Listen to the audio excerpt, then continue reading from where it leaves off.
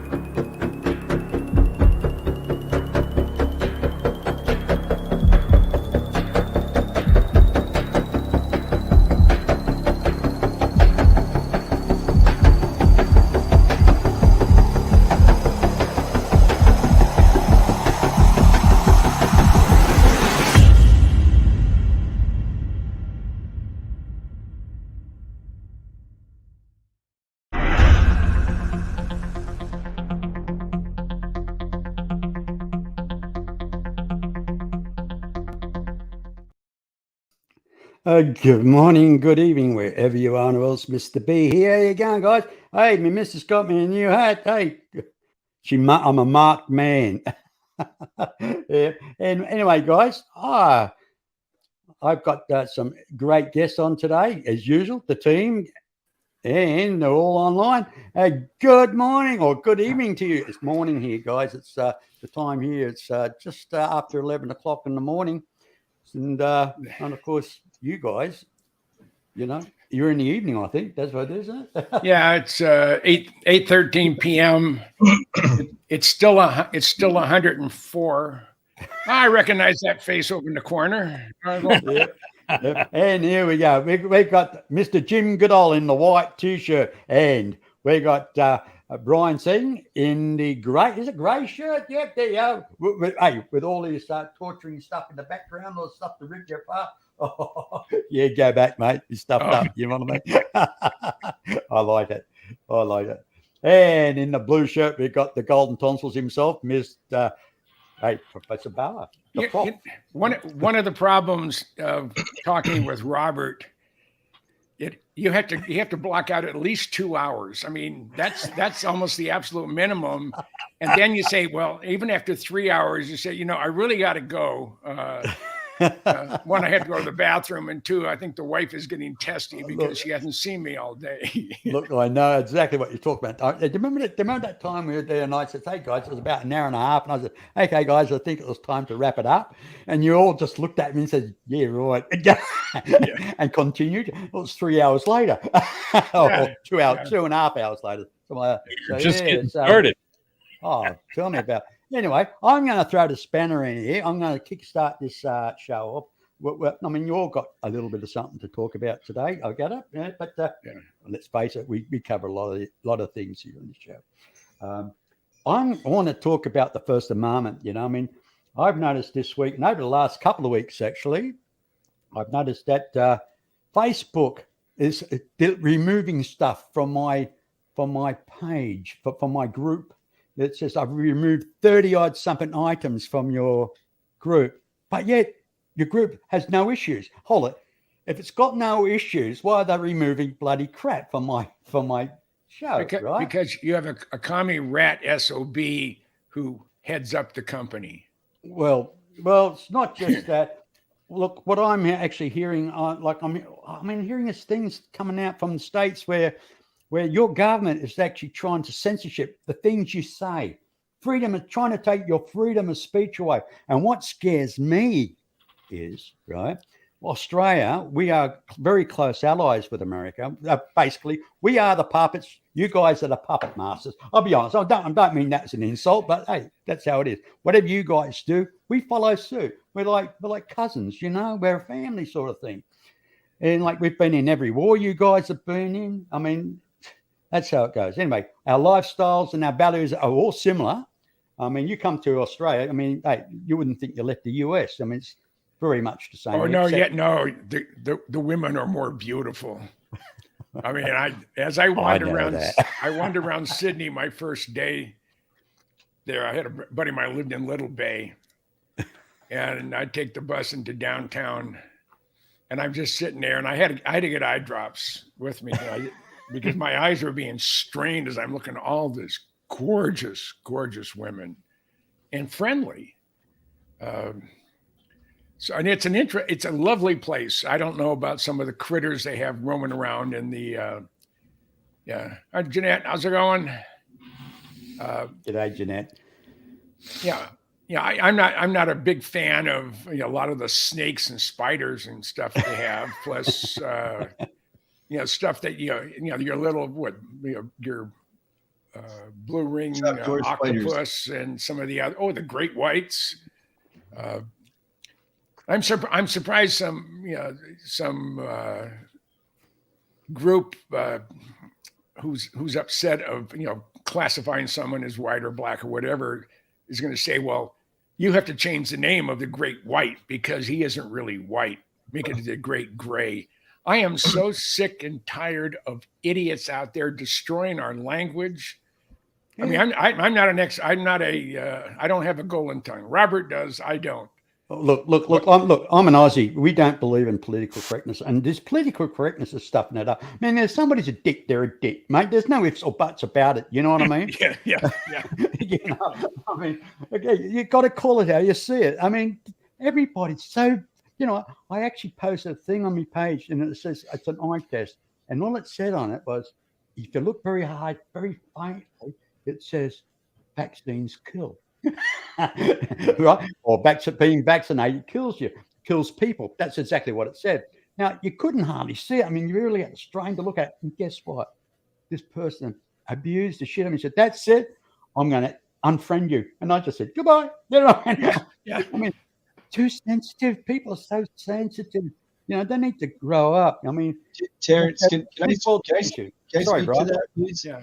I'd really like to speak to that phenomenon because I think, especially in this circle, we've all felt the pain of people, first girlfriends and loves, that we stayed in touch with all this time. And then they've got kids now and you're trying to warn them off of not, jabbing their young ones with whatever experimental weapons. And you get unfriended or you get shadow banned or whatnot, whether it's first from them or from Suckbook, as I like to call it. But there's a name for that, and it's called, where they do it in the name of wokeness.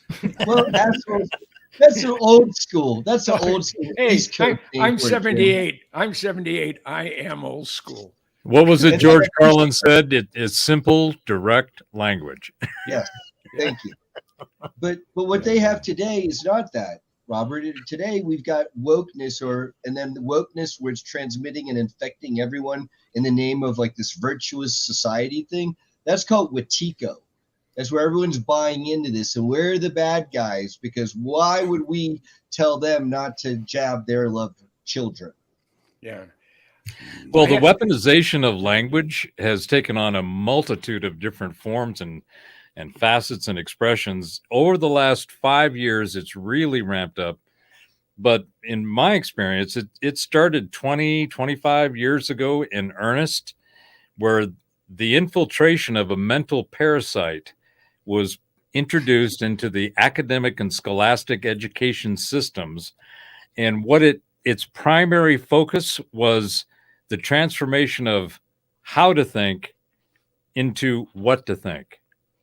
And one of my premises that Jim's heard ad nauseum and is the concept in this theory philosophy I've got called informatica, is one of the precepts is that language is the operating system of the mind. And when you realize what makes up language, the symbols, the sounds, the letters, the all of the constructs of words into sentences, which then make ideas and pathogens. They take the words they've been extremely effective of taking words, changing meaning, assigning new meaning, in many cases completely the opposite of the original meaning, and then introducing it into a narrative that is carefully crafted and curated to cause a psychological and emotional reaction. And what you see is a bunch of people having a psychological and emotional reaction to this new narrative of all of these words that have been changed, and it's causing a literally mental fornication. There is this, you're constantly trying to figure out what the hell it was that you started with, and how did you get here? How did you get to where now all of a sudden what used to be just two genders is now a multitude? How did you get from being a social conservative with a progressive desire, meaning a constant movement forward of society? How did you change that and now create all of these unique groups that have a victim status that you are championing, so that you're doing it on their behalf, and that is causing what you're doing is trying to create that group who identify in those characteristics to get all worked up, to get activated, to get mobilized. Excuse me for a moment there, Robert. Yes. David D, Mr. D himself. How are you? There he is. Hey, it's a long Dude, time how are no you see, guys? mate. All right. Well, you know It took me everybody a while to except get for in. Brian. Brian there up on the right-hand side, top right-hand side, Mr. Brian Singh. Yeah, hey, he's Hello, Brian. from America, of course. You know, he's Nice meeting you. he's a Cheers, bit, David. you watch this guy, mate. Look at the weapons he's got behind him. You know, I think he's into this kind of martial arts stuff, or Impressive. Oh, I got more. They're just off the screen right now. You're not into this sadist stuff, are you? He's got shackles and handcuffs, and Very so impressive. that's my warped sense of humor. Anyway, hey, listen, guys. Look, before we continue, let's just break the ice for a second. Oh, I want Jim to have a little bit of yet now. Now, I've got some videos here with Jim's while he was down in Belize. He was sending these videos out. Unfortunately, I haven't loaded up the still photos as yet. That'll be another day. But I'm going to run this little about 4 minutes worth of video, and where Jim actually talks. Jim, if you want me to stop the video while it's playing, just put your hand up, and I will stop it. That you can, if you want to say something extra in the meantime. Okay, mate. Sounds So good. here we go, guys. Here's Jim down in Belize, fighting the mosquitoes and fighting off the heat. There were no mosquitoes. None. We're I was looking blown for, away. Okay. and this area's all cleaned out. There's a couple of them here in Belize. What was really interesting is the area that we have to go through and find what we're looking for is this jungle. Deep, There's a rock dark the thing, but it jungle. looks like it might just be super old.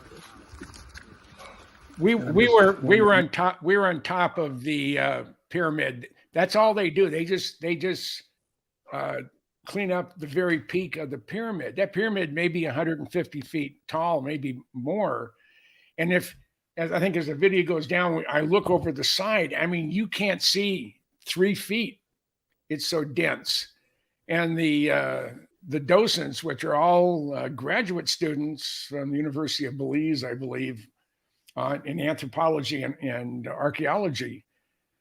And they said they would love to do it, but they don't have the money because there's a lot more down there. So, okay, you can start her again. Well, I was actually surprised you said there was no mosquitoes with the humidity, the heat, and everything. And They said, The jungle I asked where the bugs were, and they said, it's too hot. Yeah, going to the It edge was- over here. The day I thought I was going to die of heat stroke, I really had heat stroke. The temperature was 97 degrees Fahrenheit. The dew point had to be in the mid 90s, and their chart only goes up to 120 degrees effective temperature. What does it feel like? I have I've been in Miami in August. I've been in Houston. I've been all sorts of places that are hot and humid. I have never experienced anything quite that hot. And the one good thing that our leader, who was Jared Murphy, they were all concerned about me. I'm 78. How's the old fart going to make it through, trancing through the jungle, playing George of the Jungle? Well, when he got back, he decided on Memorial Day, guess what I'm going to do? I'm going to have a massive heart attack. And if he'd had the heart attack in the jungle, I would have been at his funeral. As it was, just talking to him on the telephone, it's been 7 weeks since his heart attack. He was supposed to die. The doctor said it was the Widowmaker type heart attack. He had 100% blockage of a meter artery. And after 8 days, they pulled the breathing tube out. And, I spoke to him, and his brain was all there. We don't know how long he was out, unconscious, not breathing, his heart not beating, until his business partner came out looking for him. It may have been only about a minute, but Tom, his business partner, gave him CPR, called 911, gave him CPR, broke 4 ribs in the process. And if anybody has never given CPR on a dummy, I've only done it on dummies. You do that for 2 minutes, you are exhausted. You need Yeah, CPR. Actually, I used to work in a hospital back in what was it, 82 in Sydney, and I was part of the cardiac arrest team. Yes, I know what it's like to break a sternum or two, especially when you're doing compression there. Anyway, I'll carry on with this. Yep. Yeah, I'm gonna walk down to the edge. I'm gonna walk down to the edge and look down. And that's what they deal with. I mean, it's pretty incredible that they ground did level. this How the way deep they did. can you go? And- Can you go? You don't see the sun. Right. So And with no modern tools. here's part of our crew. There was 10 of us. 10 of us went to I don't know Belize. where Jarrett's at. Where would the quarry be? Where would they have got the rocks? That's the There we go thing. again. He made it up to that big parade ground or gathering point, and it is so hot and humid you can hardly breathe. And we're going to be whacking through a lot of jungle. But you know what? I notice how nicely made those bricks are too. I mean, they made them with primitive tools, Yeah. And, I mean, and the quantity of rocks they must have carried through the jungle just to put it there. But then again, what was it? I mean, how far back in history does it go? Well, was now- it now always the- been jungle? That's the thing. Yeah. The archaeologists that we talked to at 2 different sites said that they believe that the sites are at least 2,000 years old, but they figure they're closer to 20,000 to 200,000 years old. And the Mayans didn't build the pyramids. They had been abandoned by a previous population. We don't know who or what. And they repurposed it for their own use. If I could jump in here, Jim, Yeah. you're speaking to 10 to 20,000 years back. Right over here, kind of on a crystal collection table, I've got friends who they go down to, I think there's more an area of northern Mexico, and I'll bring them. I showed them on an earlier show, like my first one with Terrence and Robert and yourself before, but the rocks with the alien carvings, Beautiful, yes. and they're like 10 to 12,000 years. They've been carbon dated. And so I'll go grab them while you're showing your video here. Well, I'll tell you Oh, something. sure. I was watching a bit of a video the other day as an interview with an anthropologist. He was doing an expedition down in Africa and down about 150 feet below ground. And they found like a tomb with these inscribes on the wall, markings and that. The mummies weren't human. Apparently, they reckon dates back 250,000 years. I'm going to find that, and I will play it on the show one day, the interview on that. And He says there are non-human origin. It's a civilization that existed long before Homo sapiens sapiens. So Wouldn't surprise me at all. that's Why marvelous, don't isn't it? you put Ryan's full frame on so we can see? Can I? Well, just on a sec. Solo layout. Is that solo layout? Here we There you go. are. Oh, wow.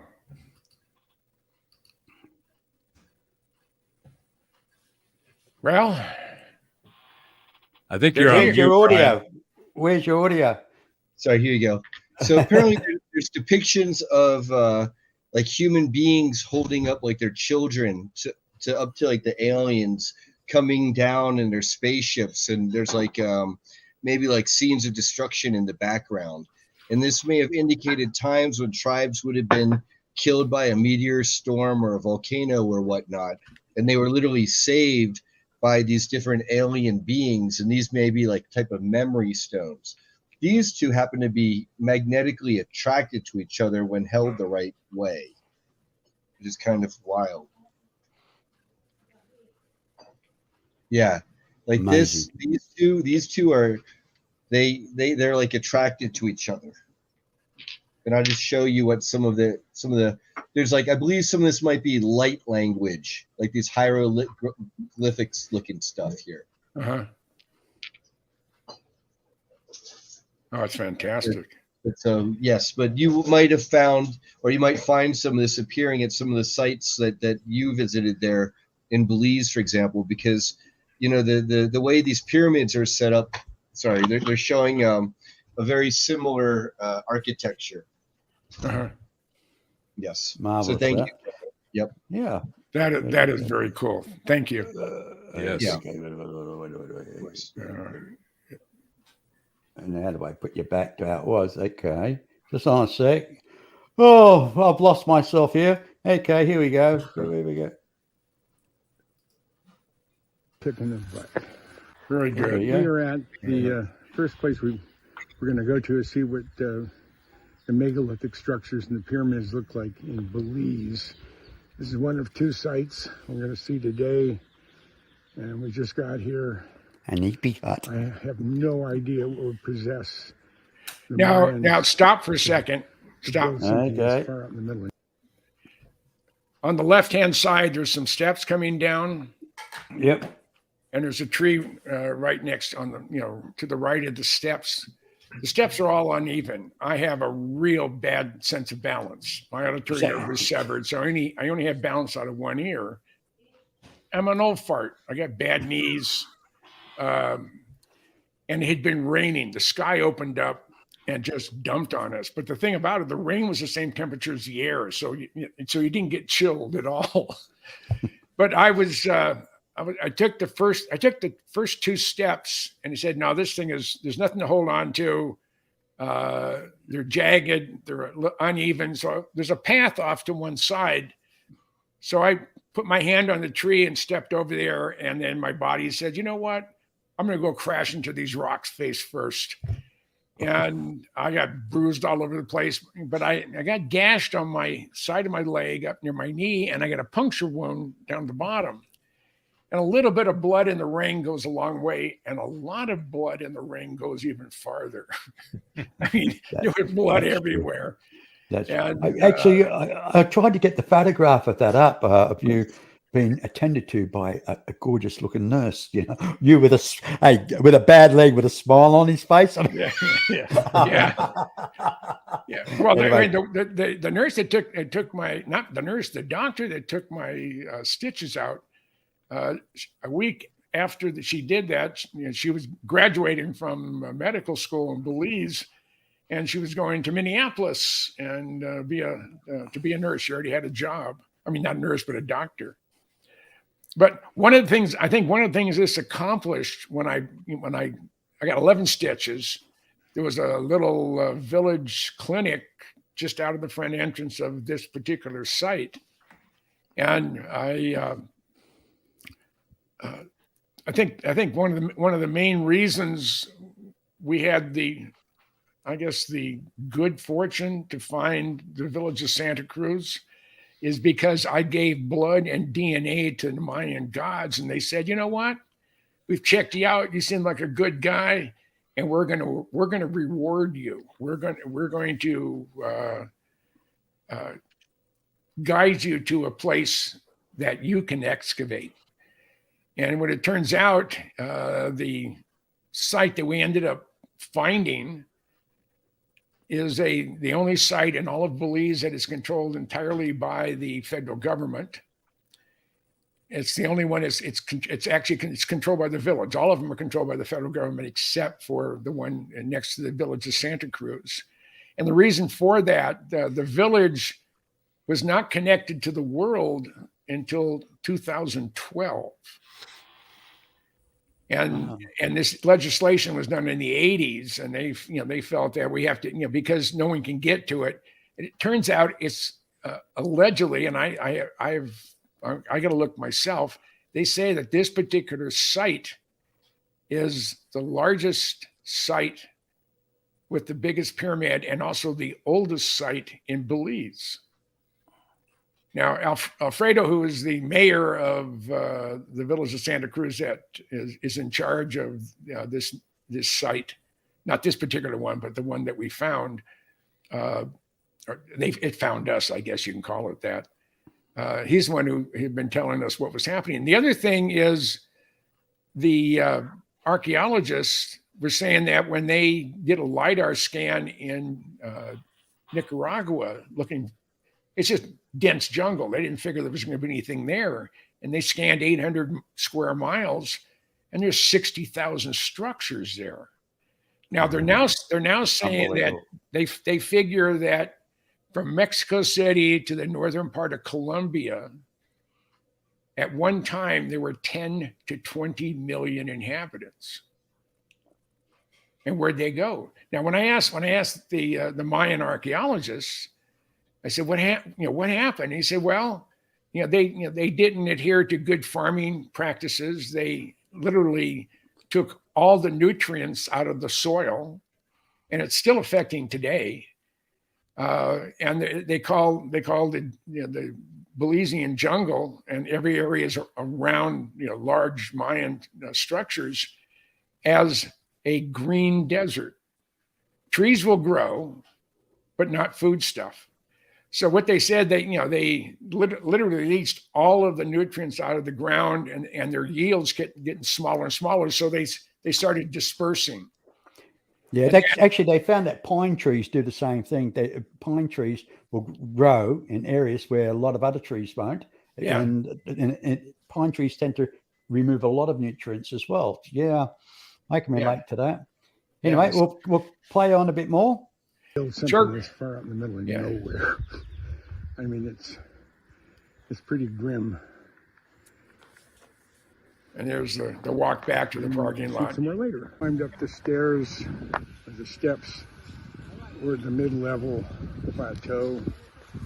And it's just amazing that they've moved this many tons of stone from wherever they got them to here.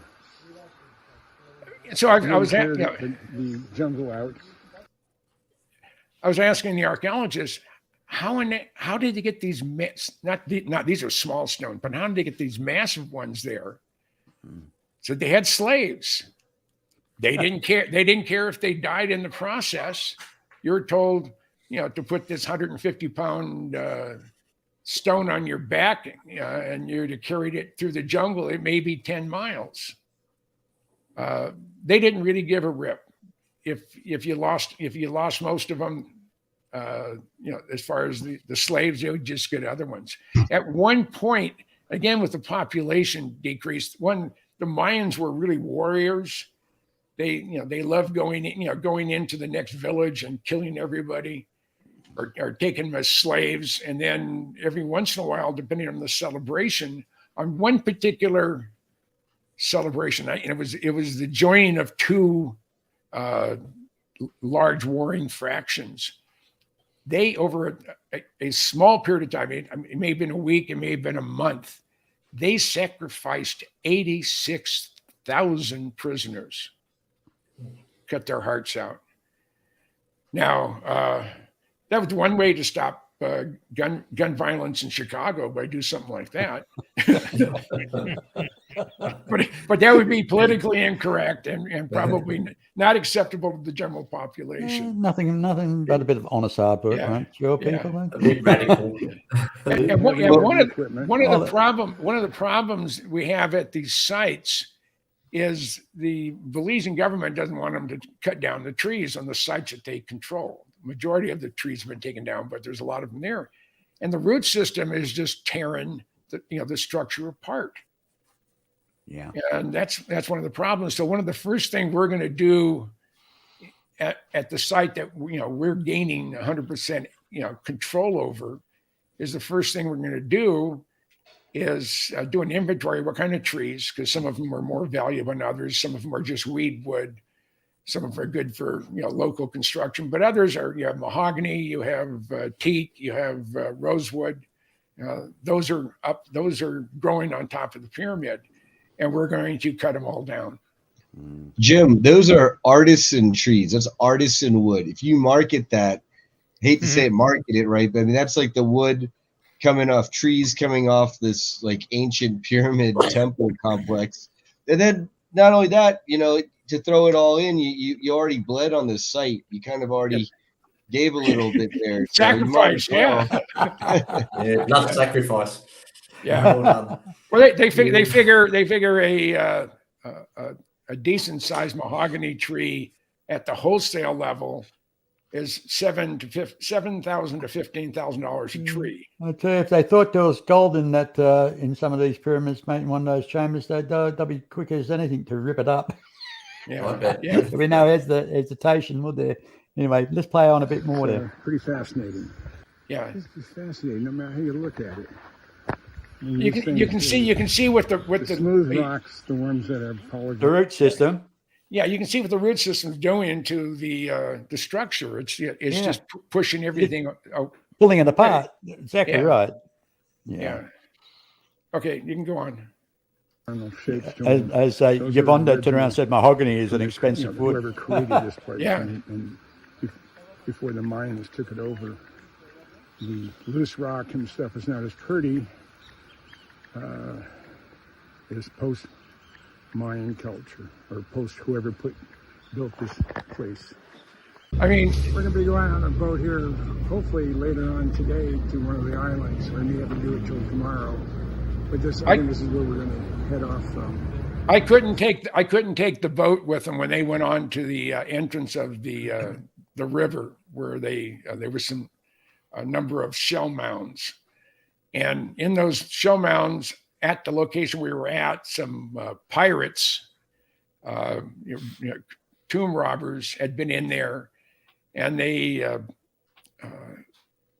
were actually caught, but they had.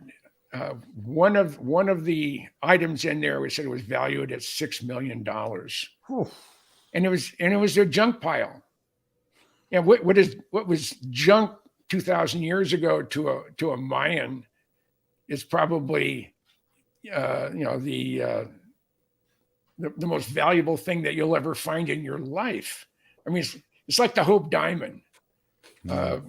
It was just absolutely incredible and beautiful. The crystal skull, they still don't know how that was manufactured. That was found on the ground at one of the Belize pyramids.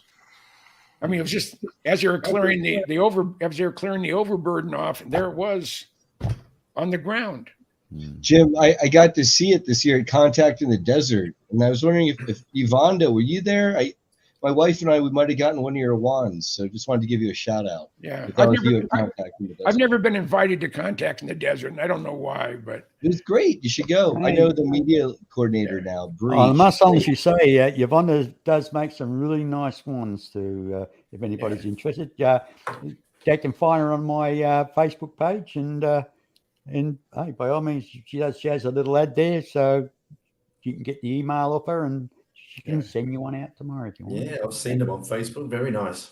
They are nice. So this river right here, this is right in the city limits of Punta Gorda, and it's about a 20 to 30-minute boat ride to where we wanted to go. Unless, of course, your motor craps out on you, then all you have is a trolling motor, and it took 3.5 hours to come back. I wonder But I would- if Yvonne would like to come on. I can send her a link if you want to come on and say hello to everybody, Yvonne. Is she listening? Is she? I'll send her a link and see what she does. Yeah. Eh? You might have scared her off. Probably. See what happens. Anyway, continue, Jim. Continue. Okay, mate. we can start. Just the other side of that building is the Caribbean. And one of the things they told me, because I had a slash wound that was 5 stitches and a puncture wound, which was 6, under no circumstances get wet. You can be in a pool or you can be in a shower, but under no circumstances do you go in the water, especially river or mangrove swamp, because we don't know what's in the water, and we don't think you would like to come back as swamp man. Wake up one morning with gills. Necrotizing fasciitis. Yeah. Yvonne said Do they have piranhas there, Jim? Do they have piranhas? No, the piranhas are only found in the Amazon and tributaries, and I think there's they've discovered them in another location. I can't remember where it was, and a number of years ago, someone caught a couple live piranhas in a lake in Ohio. Someone had it as a pet. They flushed them down the toilet, or they just went and dumped them in the lake.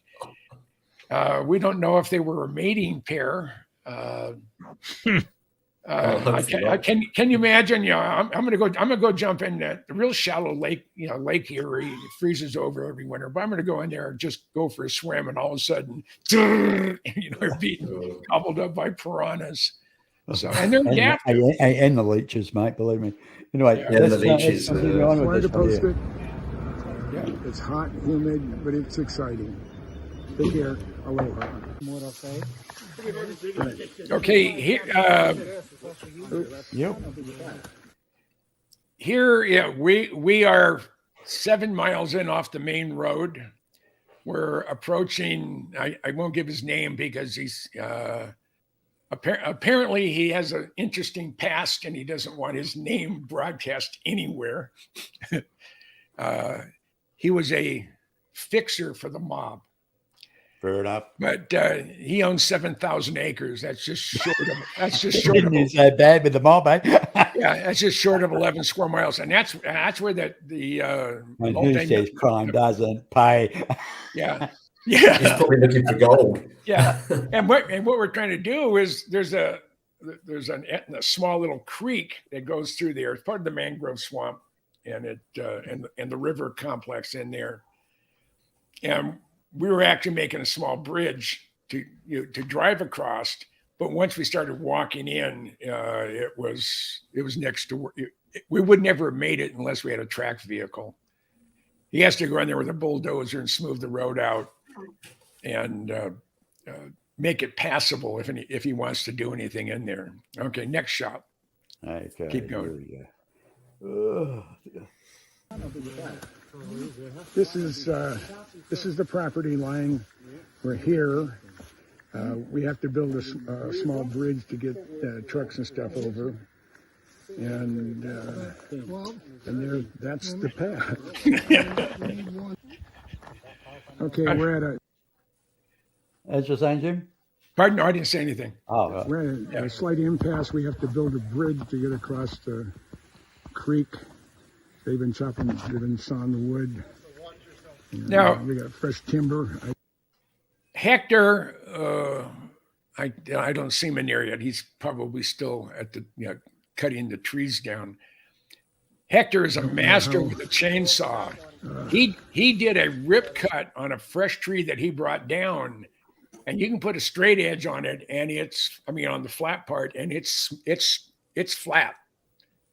So he cut about a 18 by 8 chunk of wood, and we were going to put that over and reinforce it underneath and whatever, and we were going to drive across. But it turns out a group came in after we were there, and they were illegally cutting down trees, and they saw this wood and they said, well, we got to take it. So they took our bridge from us, which is kind of irritable. But at the end, we realized that there was no way that we were going to be able to drive over. And if we did, maybe you go about 50 feet and then you'd run it. The ruts and the stuff was so bad, there's no way that you could drive into the site. You need quads. If you want to go in there. You need a bulldozer, mate. Just plow your way through. Yeah. So, okay, you can start up again. Yeah. How it's going to hold up against the vehicles, but we'll know more in a bit. Okay, where we're at today, we got in about 7 miles. We actually had to build a bridge. We're not going to use it today, but we're going to use it tomorrow. And we're going to come in here. We have another 7 miles to go. But fortunately, Hector is really good with a chainsaw, and the guy's got it made, and it looks like it'll support everybody. More tomorrow. Yeah. Well, we're coming back from where we had to build it. Yeah, okay. And they were stupid. They should have put the come along on the tree, because if that thing breaks loose, it's going to take some shins with it. And they didn't take that into consideration, but that's okay. Did it give way in the end? Pardon? Did they get it out in the end? Did anything give way? Oh no, we got it out. We got it out. Okay. It had. That was the day after that the sky opened up when I fell. This is the following day, and it was maybe 2 days later. It was just everything was mud in there. It was, and it's a type of mud that sticks to everything. Yeah. A clay mud, yeah. So the bridge, and the truck got stuck. So we had to come along. We had a voracious downpour yesterday, so we have it tied cable to a tree, and it had to come along working, and hopefully they'll be able to get it moved. Well, that's it, guys. Yeah, that's excellent. I'll just remove that. There we go. Yeah. Oh, well, so that was just an adventure. I mean, that was just a brief part. What we don't have yet is one of the first things we have to do, once we get all the paperwork signed off on us being the caretakers, so to speak, of this pyramid complex, we have to go in there and do a LiDAR scan of both pyramids A and B. We can't go to Pyramid C. Pyramid C is occupied right now by a very, very large hive of Africanized killer honeybees. So no one wants to go within a half a mile of the place. And if you go out there, you don't wear anything black. That just pisses them off. That is me out of it. Yeah. Hey, mate, how are you, magic? I bet there's some magic honey in that. David, if you don't mind me asking, Dave, how's your new book coming? Are you getting ahead there on the novel? Well, yes, I am. Okay, go ahead. Yeah, I'm getting ahead on it. But the thing is, it's a contemporary novel, so there's. Hello. He froze. Is there anybody out there? The aliens all is forgiven. Anyway, listen, I know somebody hasn't had much to say lately. He's sitting there quietly on the left, on the right, on the bottom. His name's Professor Bauer. You're very quiet today, mate. I'm just enjoying all the information and the conversation. Hey, I love it. I love it when you guys are on, because I can actually sit back and enjoy my own show. It's wonderful. It's always fascinating when you get free-thinking, open-minded intellectuals who have a curiosity that's connected to their imagination and that field, and they get in there and they get stuff going, and one thing connects to another thing, and you go, wait a minute, that's really cool. But it's that open-minded, free-thinking thing that I really enjoy, and so I got nothing to say other than keep going. Well, I want to speak to something, to what you were speaking to earlier, Robert. about language and it being changed and that feeling of like the political correctness coming in 20 years ago. But, I spent 8 years organizing physicians, mostly around the United States.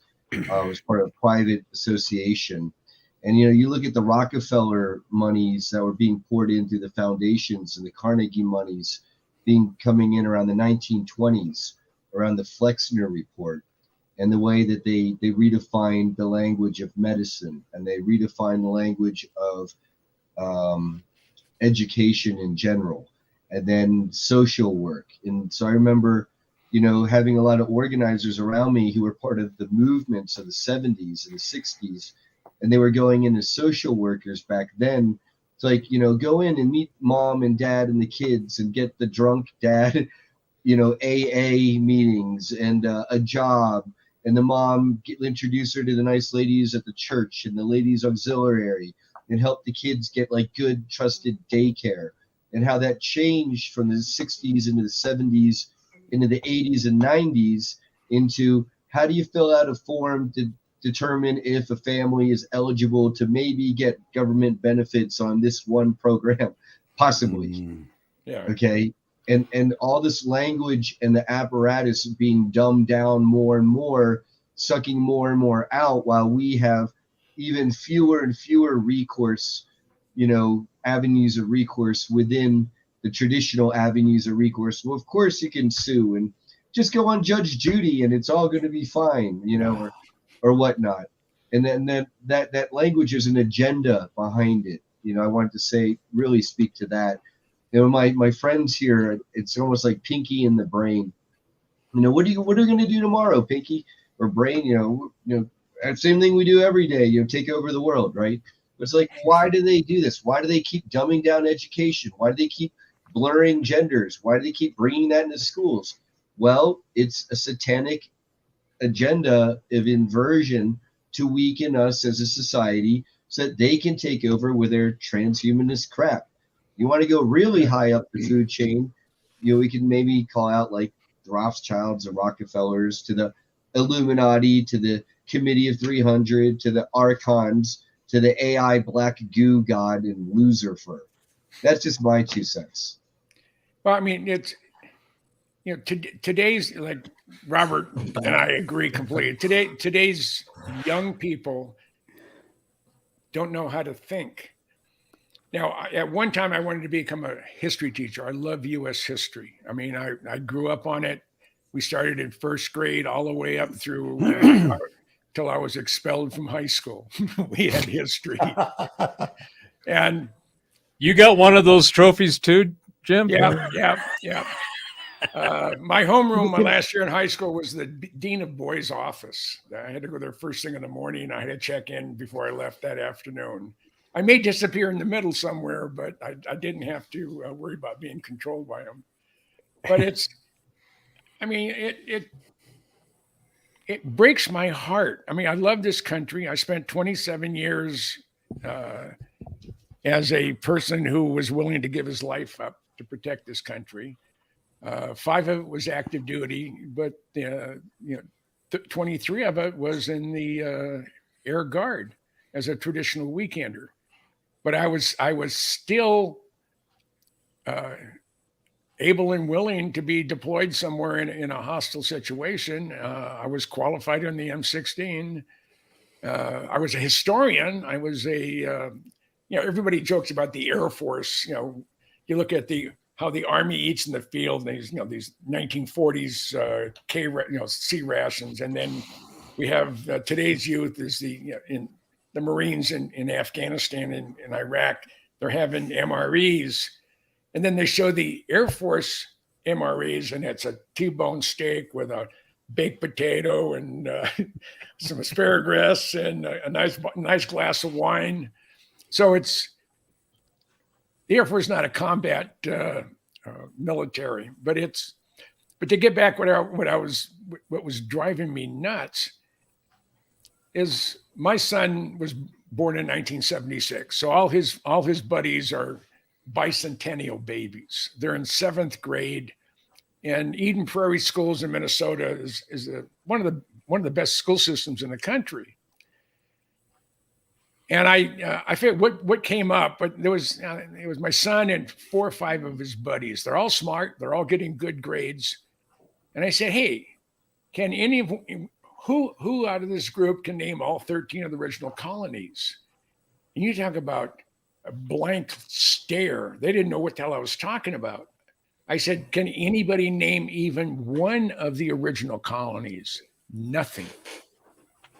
I said, have you ever heard of Sir Francis Drake, Magellan, Ponce de Leon? I went down the list, and when I got to Lewis and Clark, he said, wasn't that a rock group from England back in the 60s? I said, no, you're half right. It was a Dave Clark 5, but that was the extent of it. So I called the director of curriculum for Eden Prairie Schools. She said she's a proud 1968 graduate of Berkeley.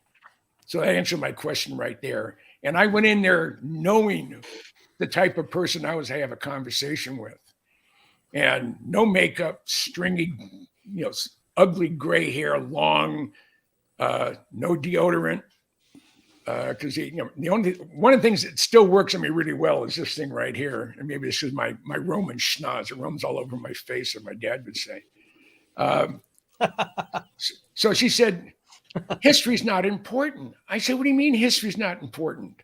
This is the greatest country in the world, and you're not teaching our children. Well, all that. I beg to differ there. But we're bigger than you are, and we have more nuclear weapons. So, okay, you big And a kid lot on more the people. ball. We have a higher asshole percentage than you guys do. Well, we're the lucky country. yeah. We've So- got gold. We've got some gold here. Yeah. She said, history's not important. I said, well, there's about 20 million illegal aliens that are already here because this country has nothing to offer. And I kept calling her sweetheart. And every time you could just see the veins pop out. I was pushing every button I could because she was just, history's not important is crap. History is the most important thing that you could teach a young I person. agree. You've got to know where you come from. You got to know your roots, your background. Yeah. I can relate to you 100%. I remember in a workplace, I was sitting down, I was doing IT work, and these people come in, sat down in the crib room, and we're talking. And I said, "What do you do?" They just say they study history and other things at uni. And I said, "Oh yeah, very interesting." I said, "Who do you learn?" And they're learning about things I've never heard of before. Famous people in IT and who invented this and invented. I've never heard. And I said, "Do you know who Matthew Flinders is? Captain Cook?" And they look at me, Captain Cook, he discovered Australia, didn't he? I said, yeah, but who actually circumnavigated Australia? They couldn't tell me, simple word like Matthew Flinders, and on a boat, Tom Thumb. Simple things on history, and like you guys have got your famous poets, but we've got our famous poets too. Henry Lawson is one of our famous. Yes. Oh yeah, there's a great meme going around. I don't know if you guys have heard all of the crazy stuff going on with Taylor Swift concerts and people having problems getting tickets, system failure, overload. I mean, the whole 9 yards. Well, I think I've maybe heard a couple of her songs over the last 10 years, but I couldn't, if somebody put it on, I wouldn't know who that was her. I don't know what it is. There's some appeal that apparently is driving all this market stuff. Well, they had this, it was a meme, and apparently, I think it was in Australia. There was a uni down there that's now offering a course on the study. It's the University of Texas. It's Texas in Austin. Oh, I take that back, my Aussie friends. I apologize. Look like your bunda says. That you could have had that kind of stupidity in your country, but it's a course on teaching her music. And the meme said at the bottom, "This is why I'm not interested in paying your student debt."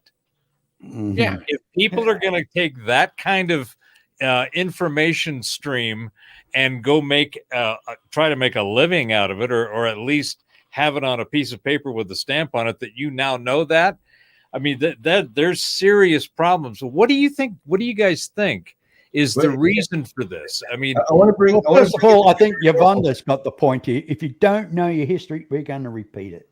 We're going to make the same friggin' mistakes, and that's a fact. Thank you for that, Yvonne. Yvonne. Obliterate it. Which and Robert, I want to bring in a paranormal X-file factor here, because apparently people are going to her Taylor Swift concerts and they're forgetting. They're like blanking out the whole freaking concert, and they paid like $1,000 to be there. So it's not like, you know, you'd expect them to go and forget. And so there's a lot of this idea of maybe there's too much of this subliminal suggestion and programming. There was the Travis Scott Astro Travis Scott, yeah. Devastating, yeah.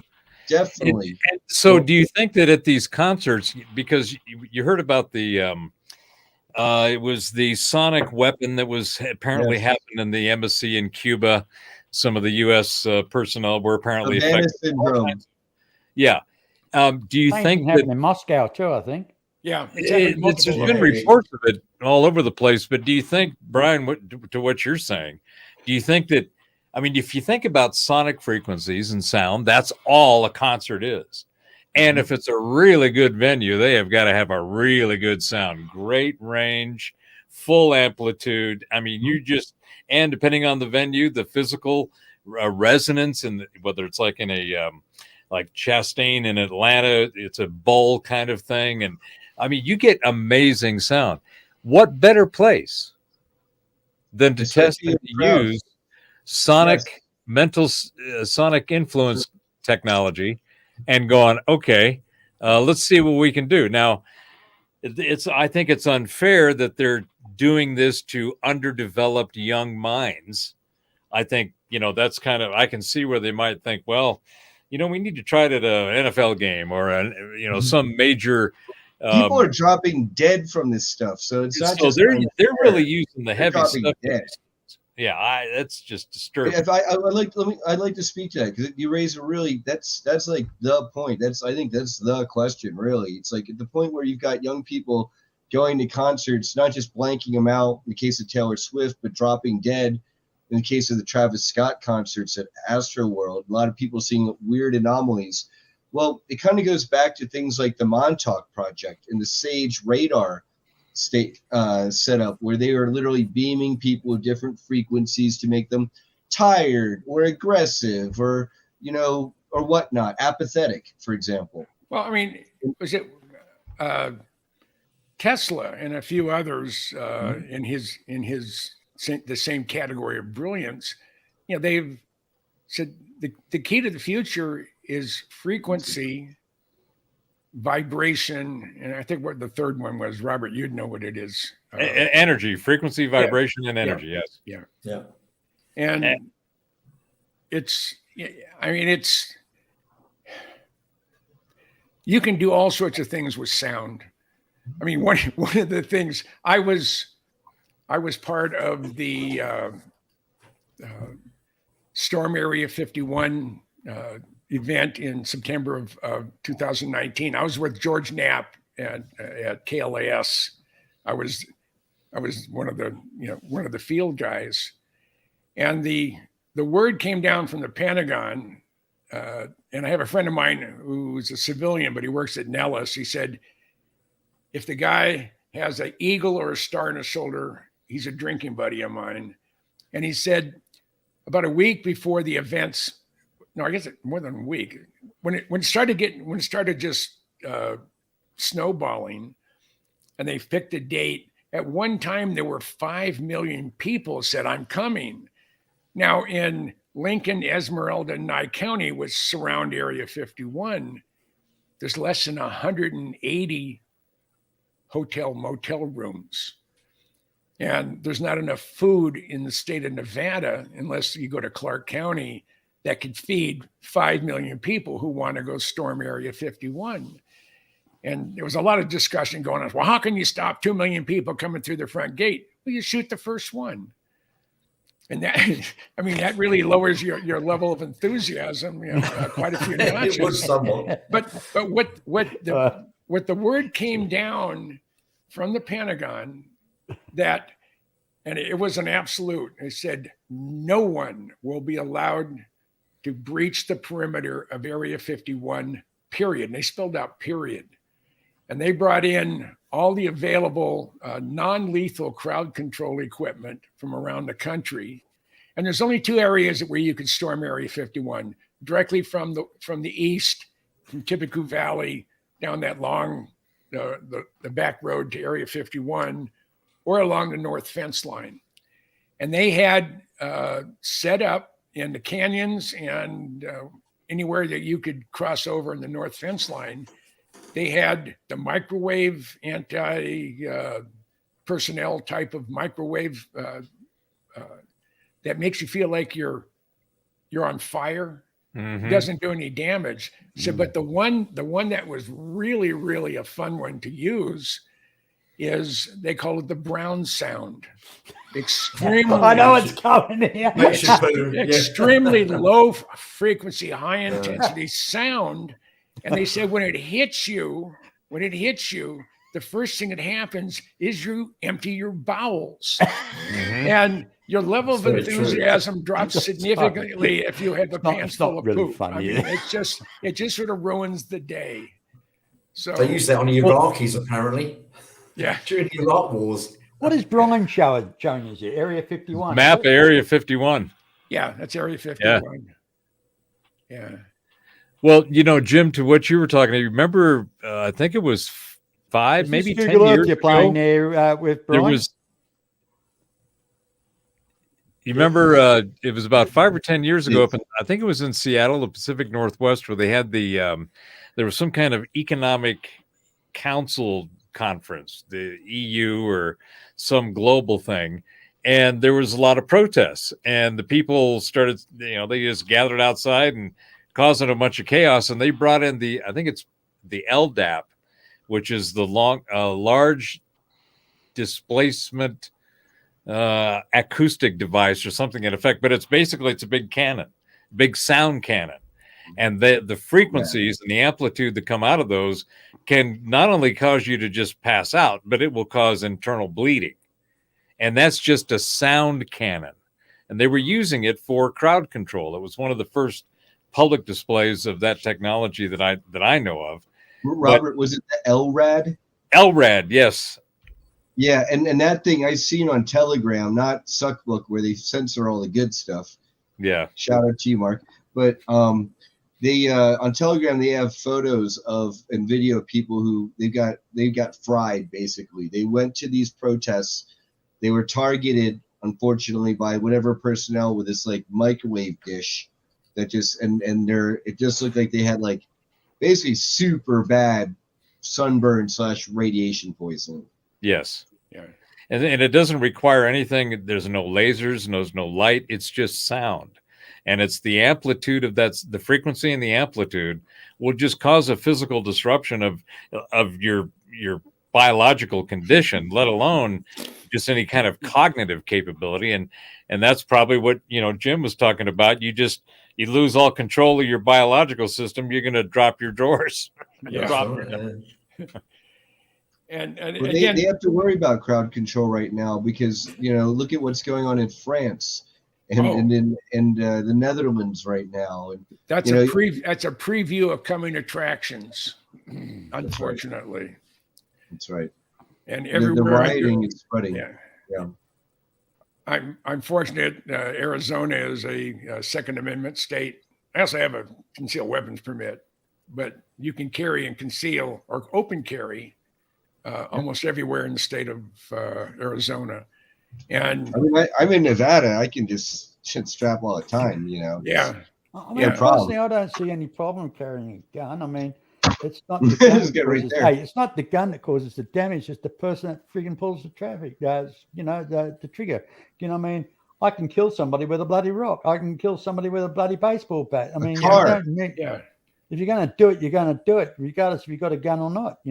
Ice picks are less Well, they took- messy. Yeah. Yeah. They took See, our guns another away way from of us here in controlling the Australia. populace is it's when martial law steps in. You can't respond to defend yourself. Exactly. That's the problem.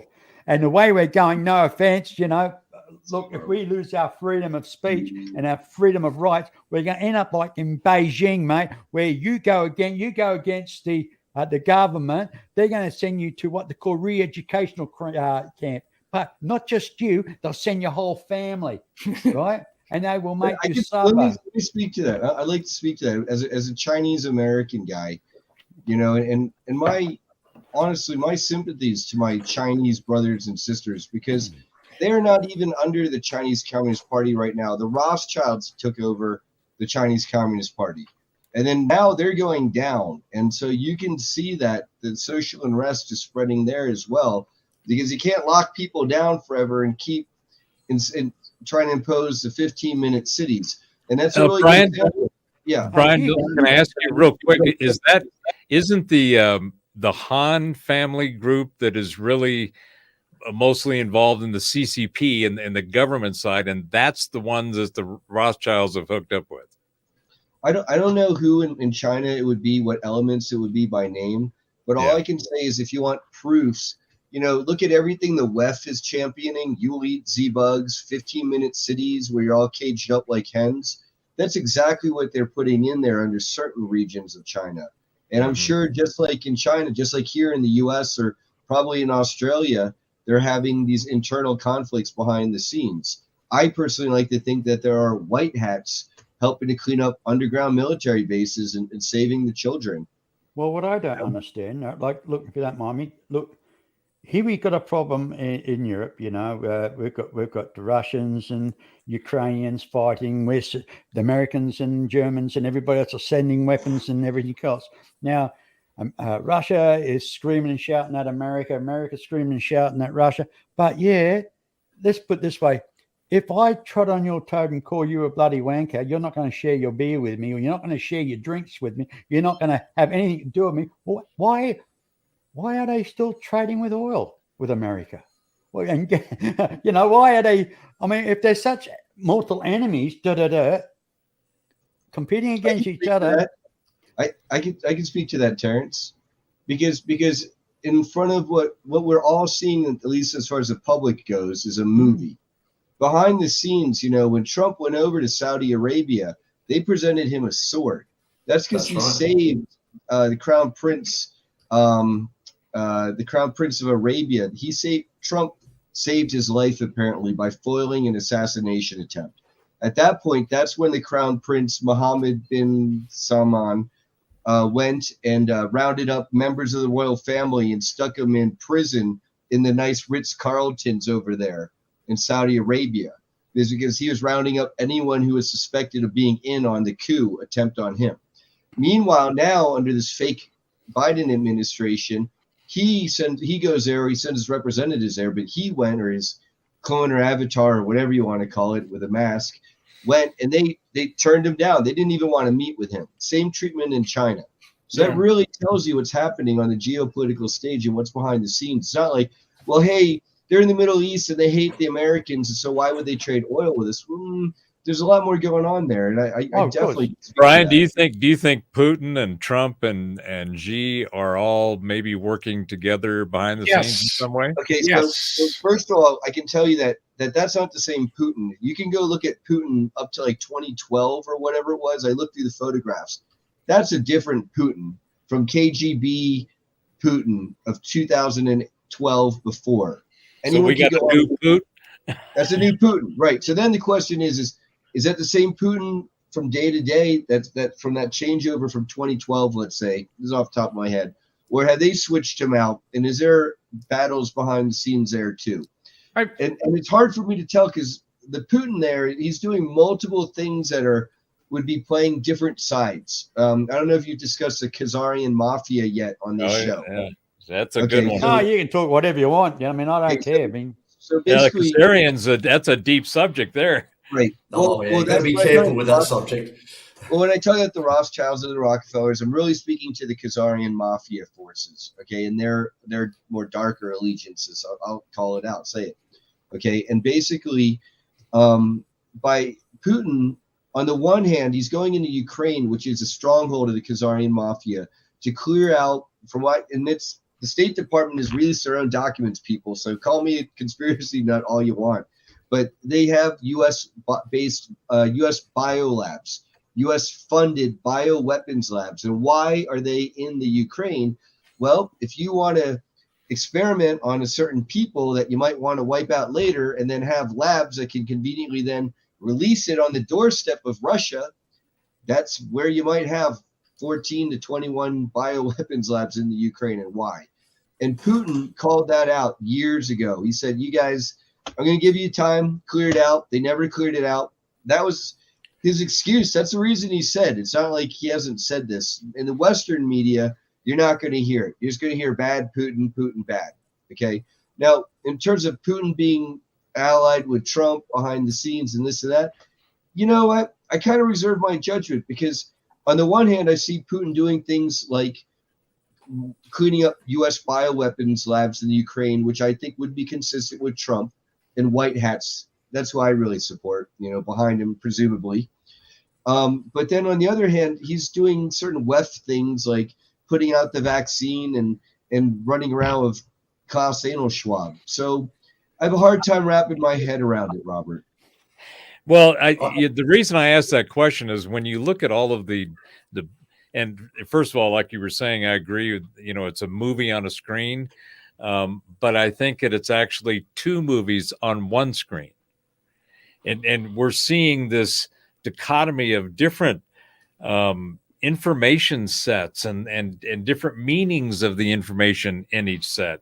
So in one screen, you see a whole bunch of stuff, and you go, I kind of feel and that makes sense. I resonate with it being probably accurate.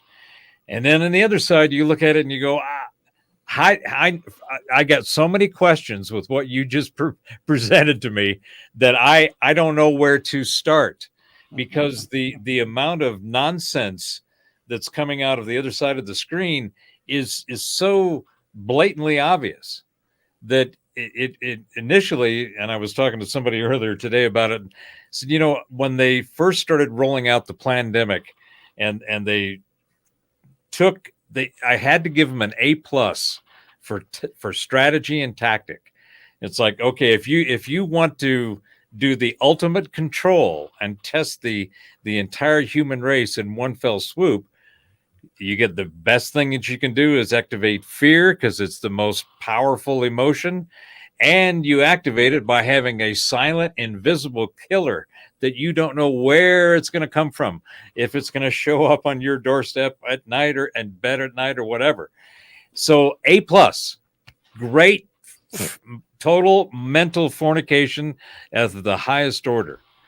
But then what happened, at least as I kept watching it, first of all, when they came out with it, it didn't pass my smell test. I'm going, wait a minute, there's something. I got questions before the declarations are being made and demanded. I need some clarity here. So that my bullshit meter went off immediately. Then as time went on, what was fascinating to me was this cascading parade of failed ineptness.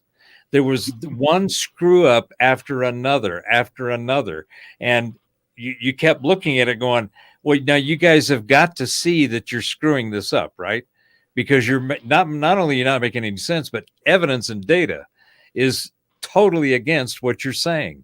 But yet you keep pushing it, you keep going in that direction. So either you see it and you don't understand what's going on, or you're doing it on purpose.